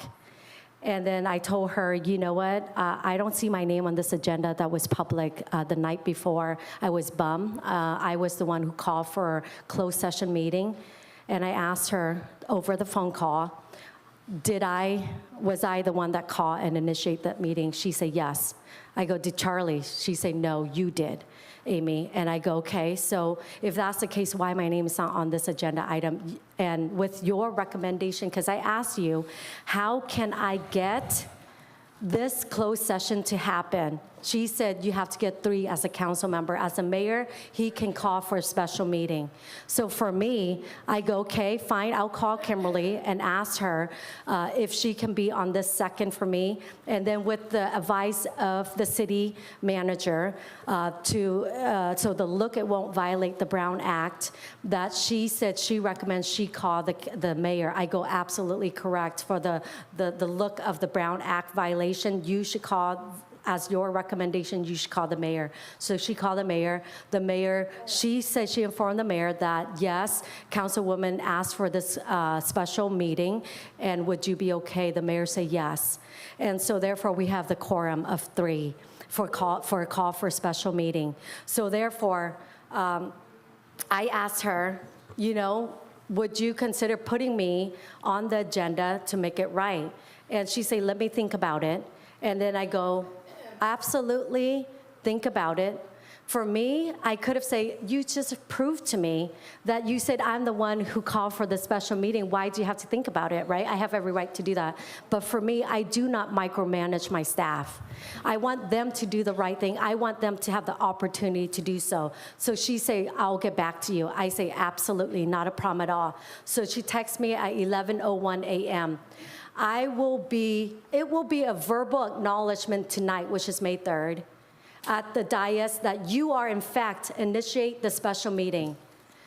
I have also agendized myself on May 8th, which is today, the closed session agenda, so all of us and the council member can discuss this situation in detail, is the agenda situation in detail.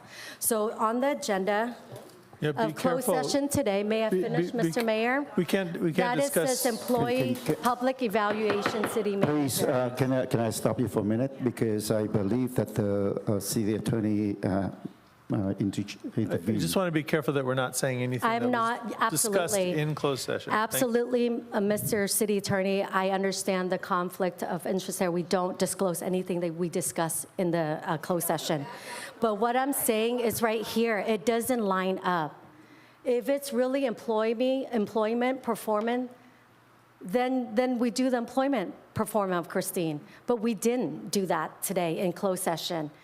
And it is misleading for the public to come out thinking that we are going to fire Christine. I like working with Christine. I haven't have a problem. She's been amazing. She has followed through with everything. She's worked hard to keep the staff up and running, and I appreciate that.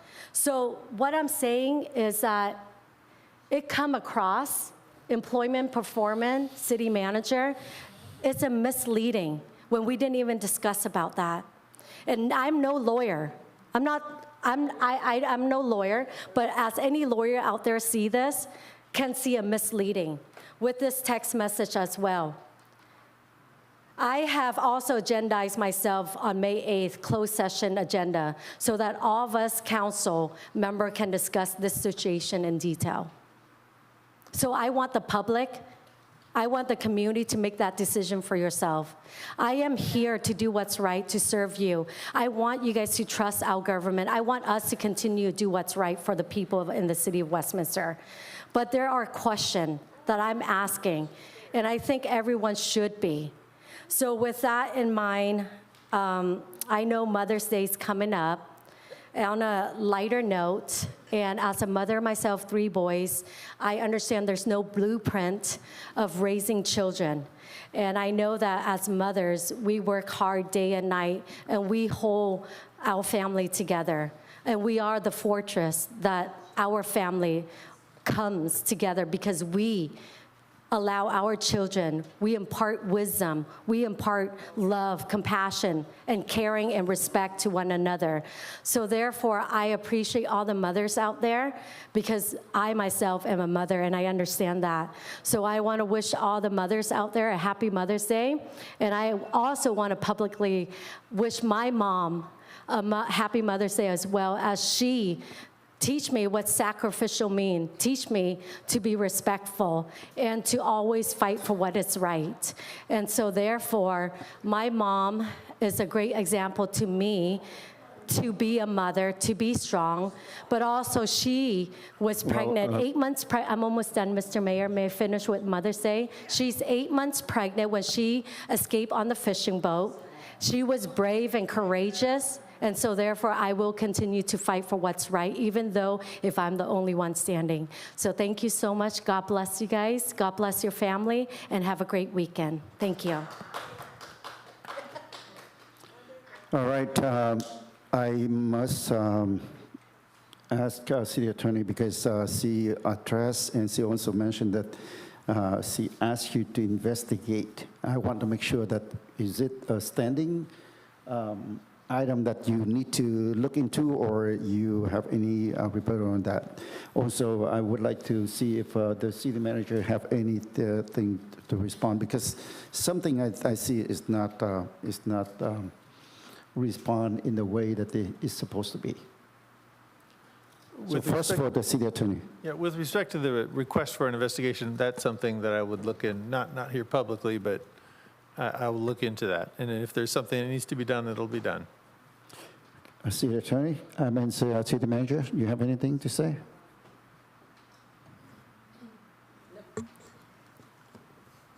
I actually have quite a bit to say, sir, but at this time, I'd rather reserve that for closed session, as if we would speak about it in closed session. Thank you very much. Next is Council Member Menzo. Thank you, Mayor. First, I'd like to make I'm pretty disappointed in the answer from the city attorney. The question that the mayor asked was to address the allegation the way that the closed session item was listed for city manager evaluation, and you didn't do a good job explaining why it was listed that way. So can you please explain to the community why that closed session item is listed the way it is? Yeah, I didn't understand that to be the question. I thought it was about her request for an investigation. She was asking about investigations. That's for Okay, the well, then I'm asking you investigation. now. But for your question, yes, I mean, it was listed properly. That's the proper format for having discussions about such things. I don't want to go into the content of it, but that is the proper listing. And under that listing, what type of items are why is that listing, and what concludes, what criteria does that fall under as far as what that covers? Well, the council has two employees that it's responsible for, city attorney and city manager. And so when you list that for evaluation under state law, there's very limited things you can list. For evaluation, that involves basically how is that person performing their duties, and the interaction between the council and that employee. And so that kind of encompasses all kinds of things when you're talking about the city manager. How are they doing their job with respect to police department, public works department, all these other things that may come into play in terms of getting the council and city manager relationship in proper order. So it's a very broad category. Evaluation encompasses the entire aspect of what it means for the city manager to do their work. And does it also include just issues between the city manager and issues she needs to discuss with the council? Is that Yes, fall underneath because, that criteria? again, as the council's employee or the employee that's hired by the council, there's a lot of interaction that needs to take place between them. And so that would be a proper place to discuss how and when and in what manner, So in your communication happens. Since you oversaw and approved the agenda item, with your calculations, that was the proper way to list it? Yes, that was the proper way to list it. So the issues that Councilmember West brought up are not valid? They're not justified, saying that something wrong was done? Well, there's nothing wrong with respect to the way it was listed and the discussion that took place. Okay. Thank you for answering that. First, I want to start with thanking our great staff for everybody. This was a total staff effort, team effort from all the departments, police department, public works, all the staff for putting together a beautiful Black April event. It was well attended, well covered, and a very moving event that really hit home with a lot of the community. And we had a lot of veteran presence, American Vietnam veterans, and Vietnamese veterans as well. So thank you, staff, again, for another great job putting that together. And I saw that it was even better because we also had an airplane flying overhead and with the banner. So that was beautiful, something we haven't had in the past. And we've also had some extra decorations with the banners going across the park that also added. It was really well done. So thank you, and thank you. I'm sure the mayor was helpful in that as well. So thank you, Mayor, for your help on that as well. Next, I want to make sure that we all get out there and thank our mothers and really celebrate our mothers for this Mother's Day weekend.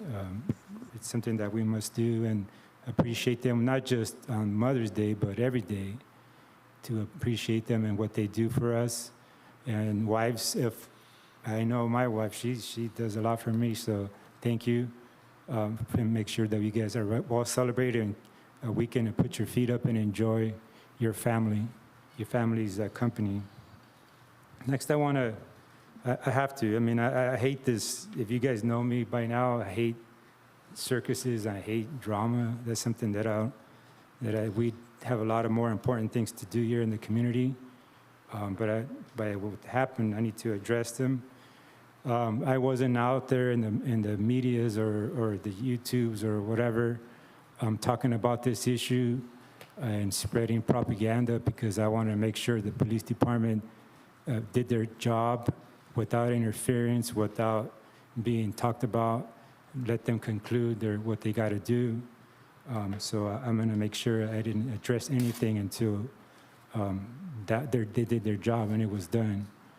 I don't want to be out there slandering anybody and saying that the police department didn't do their job, because we know our police department does a great job and they make sure they do everything by the book.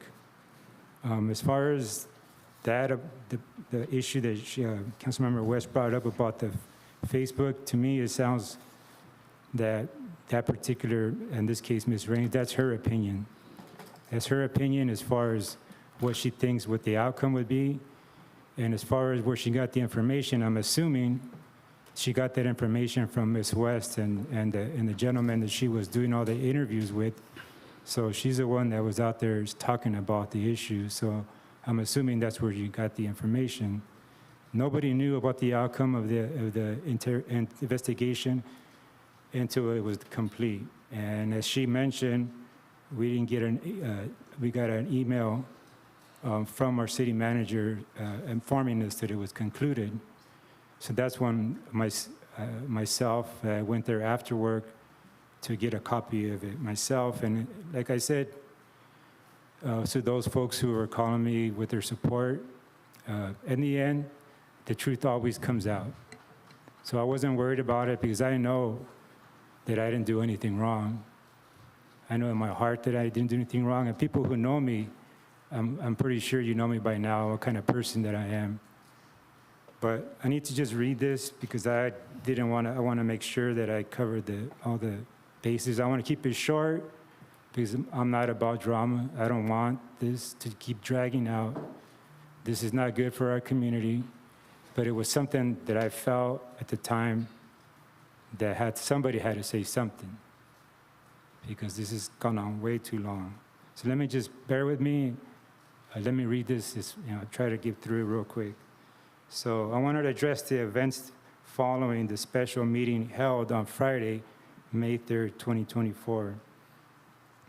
Those who have attended our meetings or observed them know that Councilmember West has consistently shown disrespect toward the mayor, fellow council members, and residents during council meetings and community events. Unfortunately, this pattern persisted during last Friday's meetings. Councilmember West's relentless pursuit of seeking credit and having her name on agendas that she did not initiate knows no bounds. She continues to disrupt our council meetings, leaving the dais to interact with the public while meetings are still underway. After the meeting adjourned, as I was stepping off the dais, I expressed to Councilmember West that her behavior was disrespectful and did not align with the values instilled by her parents. Contrary to her claim, I neither touched nor blocked her in any way, as she was stationary at the dais while collecting her belongings. My remarks were brief and non-confrontational. I proceeded to the back conference room, retrieved my agenda packet, and promptly left the building. Councilmember West's subsequent email to the city manager, city attorney, and police chief is entirely fabricated and filled with lies. There are witnesses and video evidence to attest to the truth of the events. The conduct displayed by Councilmember West is reprehensible, disgraceful, and unbecoming of an elected official. It is incumbent upon this council to address such behavior promptly. We cannot afford to tolerate this any longer. I urge the mayor and my fellow council members to address this matter without delay. Our focus should be on the city affairs, and we must work collaboratively as a team to propel our city forward. And I know maybe you guys are tired of this, but this keeps sticking to me, and I read it before, but I'm gonna read it again anyways. It says, there is no limit to the amount of good you can do, if you don't care who gets credit. Now, that was from President Ronald Reagan, and I truly believe that as a council, in order for us to move forward, we cannot be obsessed with who gets credit for what. Our council's success is our staff's success. Our staff's success is our council's success. And in the end, the ones that benefit from it is the residents. We must continue to act professionally and respect one another, and for sure, respect the residents who voted for us in office. We owe it to all of you to conduct the business of the city, to act professionally up here, and to not continue to make a mockery of this council as Councilmember West continues to do. So please, I ask the mayor and the council to please, we need to address this, and this needs to stop. All the evidence that the police department, the police report shows proves that what actually happened, and there's not a bunch of fabricated lies as Councilmember West was out there. Ironically, I heard that Councilmember West had issues with when we had our study session and we had the SWOT analysis, that somebody, it's anonymous, means you don't know who it is.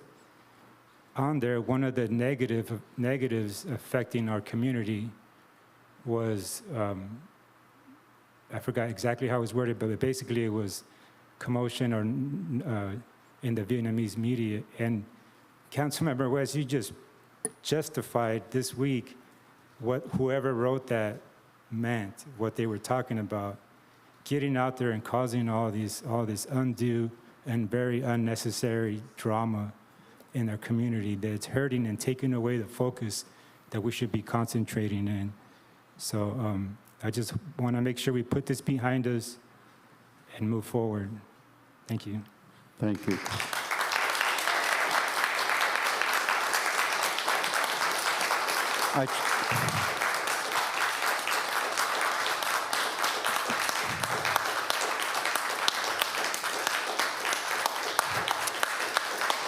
All right, thank you very much. I let each council have enough time to address the problems or the issues that, for over the last few days. But I would say that, you can make a statement, but please don't discuss about the item because it's not agendized for the meeting.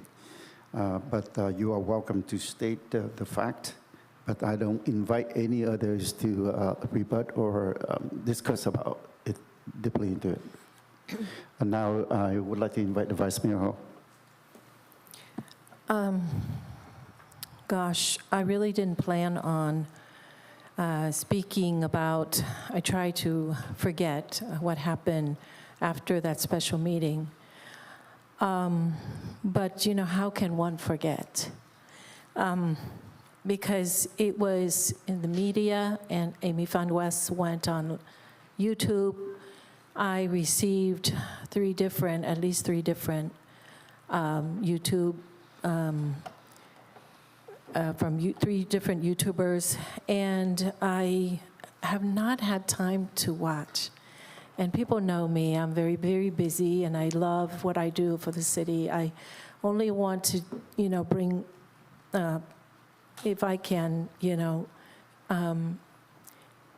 do good work here, then, of course I continue. But I feel like what happened really is, number one, what came to mind is just the amount of money that we have spent, starting with a special meeting. I think, the special meeting costs money. And if the special meeting was about the special meeting because it was a necessity, of course we can justify. But the special meeting was all about grandstanding. And it was so clear that it was for to bring credit and to grandstand herself. I feel like another thing that comes to mind is my way or the highway, and it has been that way from day one. You know, as I'm kind of quite analytical. I try to, you know, not pay too much attention to a lot of things that may be considered as tantrums. And I try to be the bigger person, all that. But over the last year and a half, I have to say that what I observe are that there are two sets of rules. You know, one for Amy Fan West, the other for the rest of the council. And it needs to stop. And I think that we need to all look at that and figure out how we're going to put an end to that. Because it is not getting any better. You give someone a yard, she takes a mile, now she's taking thousands of miles. So I have to say, I have to recommend also that we step back and figure out, as adults, no one is going to win. I think it's going to hurt our constituents, our community.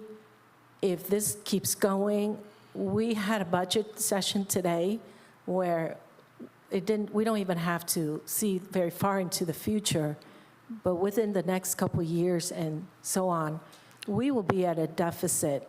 We cannot spend enough time. We don't have enough time of the day to think of what to Vice do Mayor to Ho, get, I'm sorry. Can I but- interrupt you for a minute, Yes, I'm please? sorry. But We are I'm not almost done. going to go into Yeah. discussion.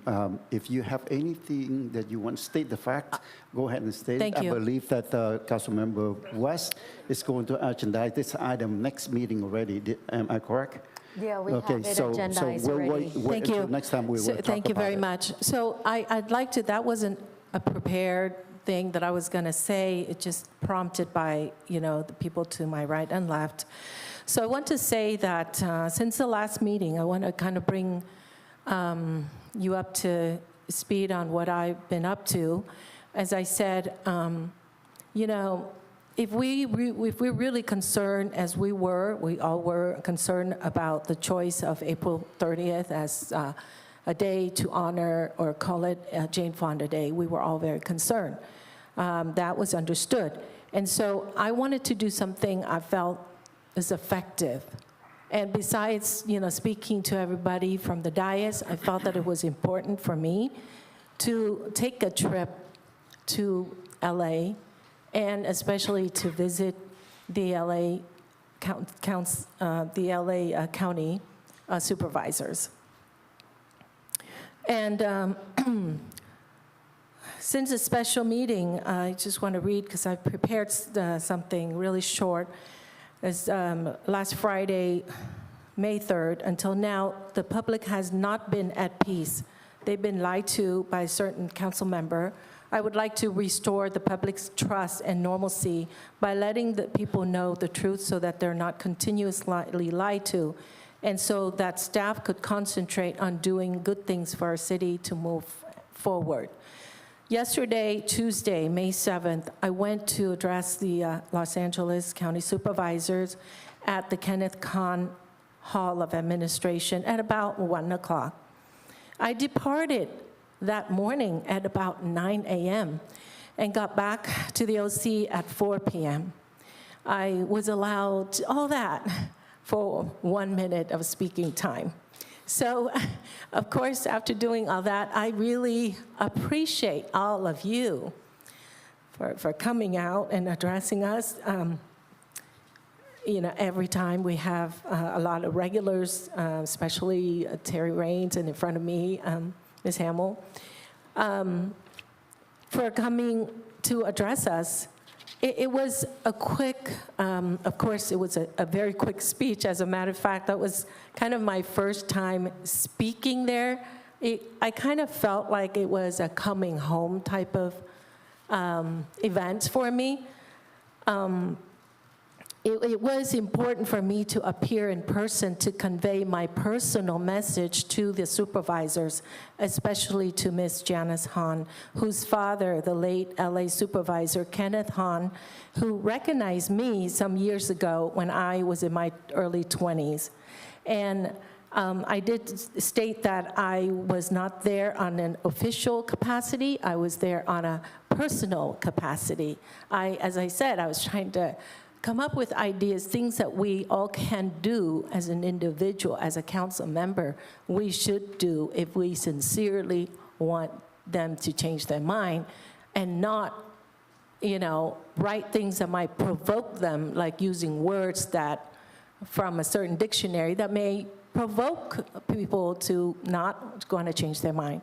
So I really wanted to let you know that, and I'm always here to try to do good things. I try to put behind what, the past is, bygone be bygone. However, we do need time to, work things out. Thank you so much. And one last thing is Happy Mother's Day to everyone. This weekend, I will spend the time going on a train trip with my mother. So it'll be the first time. We wanted to do this a couple weeks ago, but the train was out of commission because of the rain. And so now it's back in operation. So I'm very excited, and Happy Mother's Day to all of you. Thank you.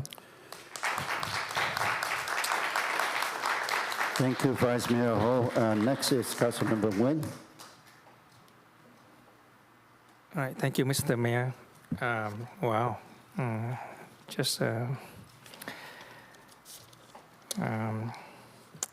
first of all, I would like to thank you, staff, and our PD, working tirelessly to put up, to make the April 30th event a unsuccessful event.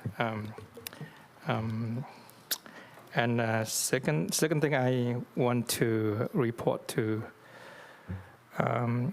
everyone about the trip that I went to Sacramento that I don't have the chance to report last time because I got food poisoning and couldn't attend the city meeting.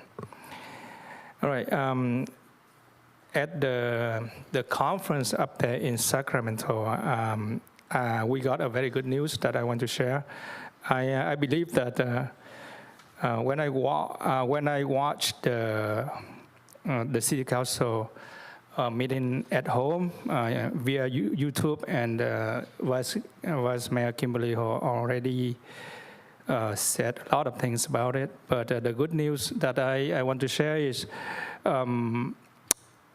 the legislatures up in Sacramento, they are going to work on stricter rules and policy and laws to prevent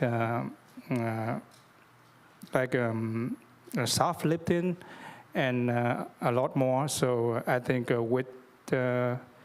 if they pass the rules or the laws, then our enforcement going to have a lot of tools in your toolbox to keep the city safe.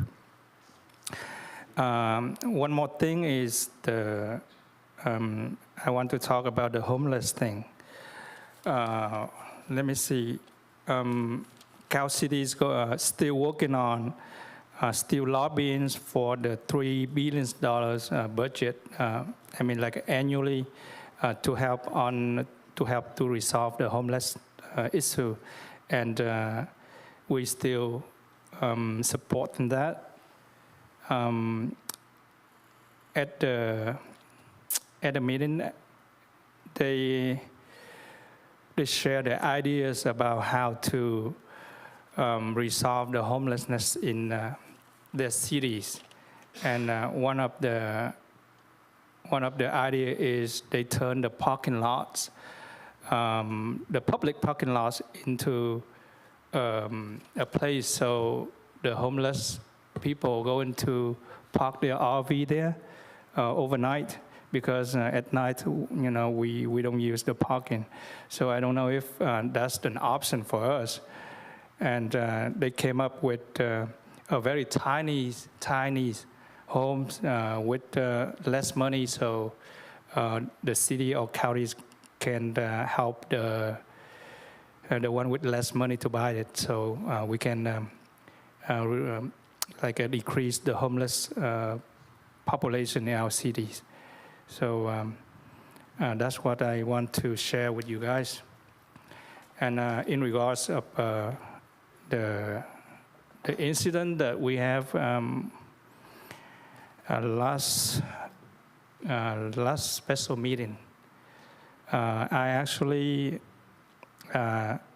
have not had a chance to read the report yet. So I'm not a judge here. I'm not going to talk about it until I read the report from the police, and I think I'm going to save it for our next meeting. Thank you. I'm you back. All right, thank you very much, Councilmember Nguyen.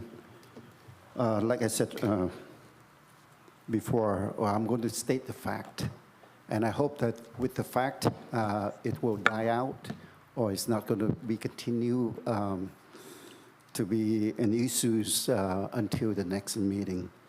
But I just want to remind you guys all that after this, we'll have the closed session meeting, and then we'll come back out and adjourn the meeting, report out and adjourn the meeting.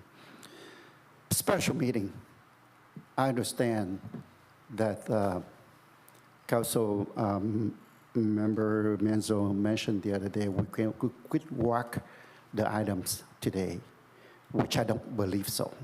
Because as a mayor, I was having a chance to talk to the city managers, working closely with her. I know that we have the heavy agenda, as you can see today. It's very heavy agenda. And if and you see that we have, you already know that last meeting, the special meeting took almost 2 hours.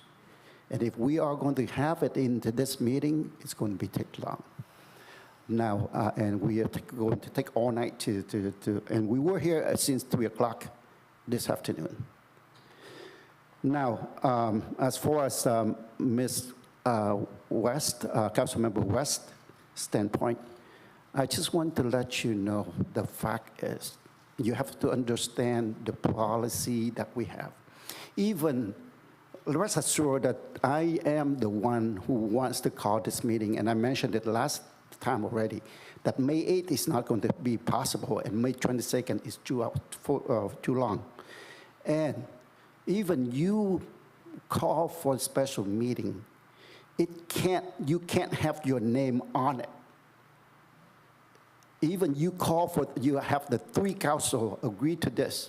It's not going to be stated on the staff report. The staff report is you have to take it 2 steps. One step is call for the items. The item has to have the second person to second it in order for the staff to come up with the staff report. And you understand the staff report only to have the first and the second.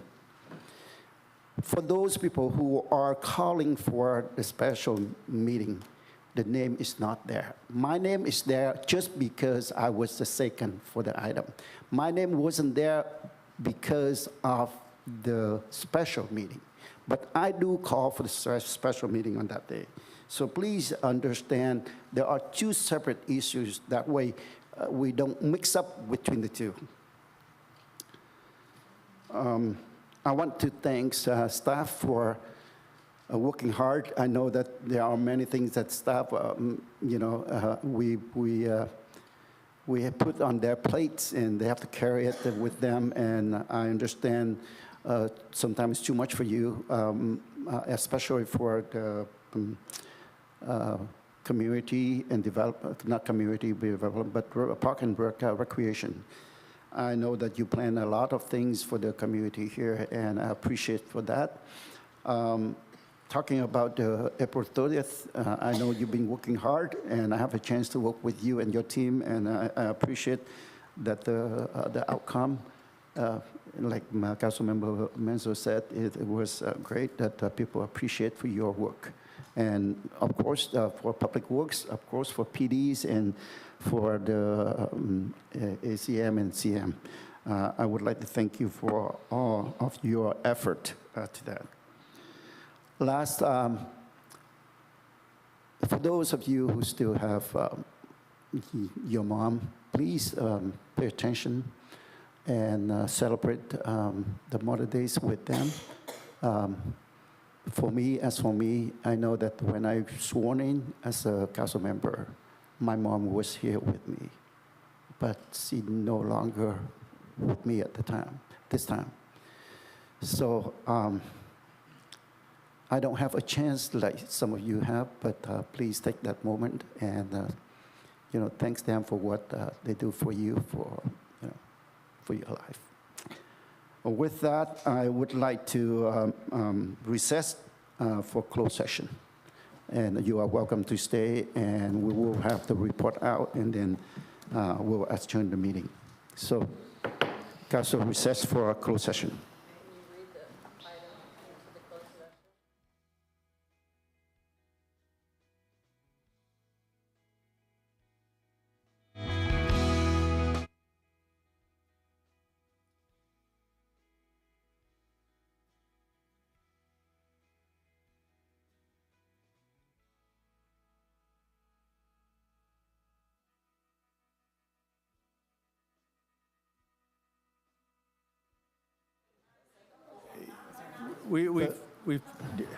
Yes, if we decided now, then we will have the public comment. But we decided we are actually already brought it in at the beginning. Then that's the chance for you to do that at that time.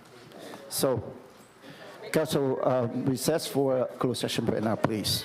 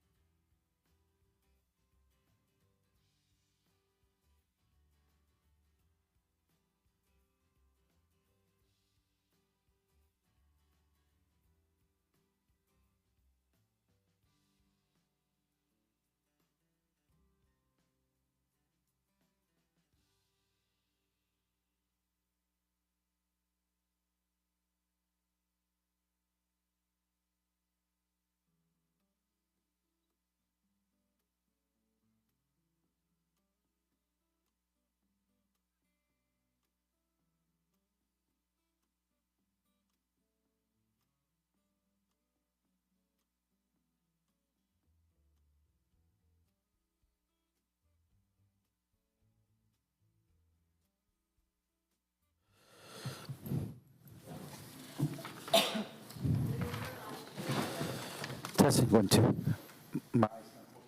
Testing, 1, 2. Okay. The time now is 9:37. I would like to reconvene the meeting.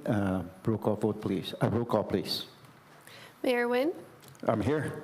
Vice Mayor Ho, I'm here. Councilwoman Fan West, Councilmember Monzo, Here. and Councilmember Nguyen. I'm here. Mayor, you have a quorum with Councilmember Fan West absent.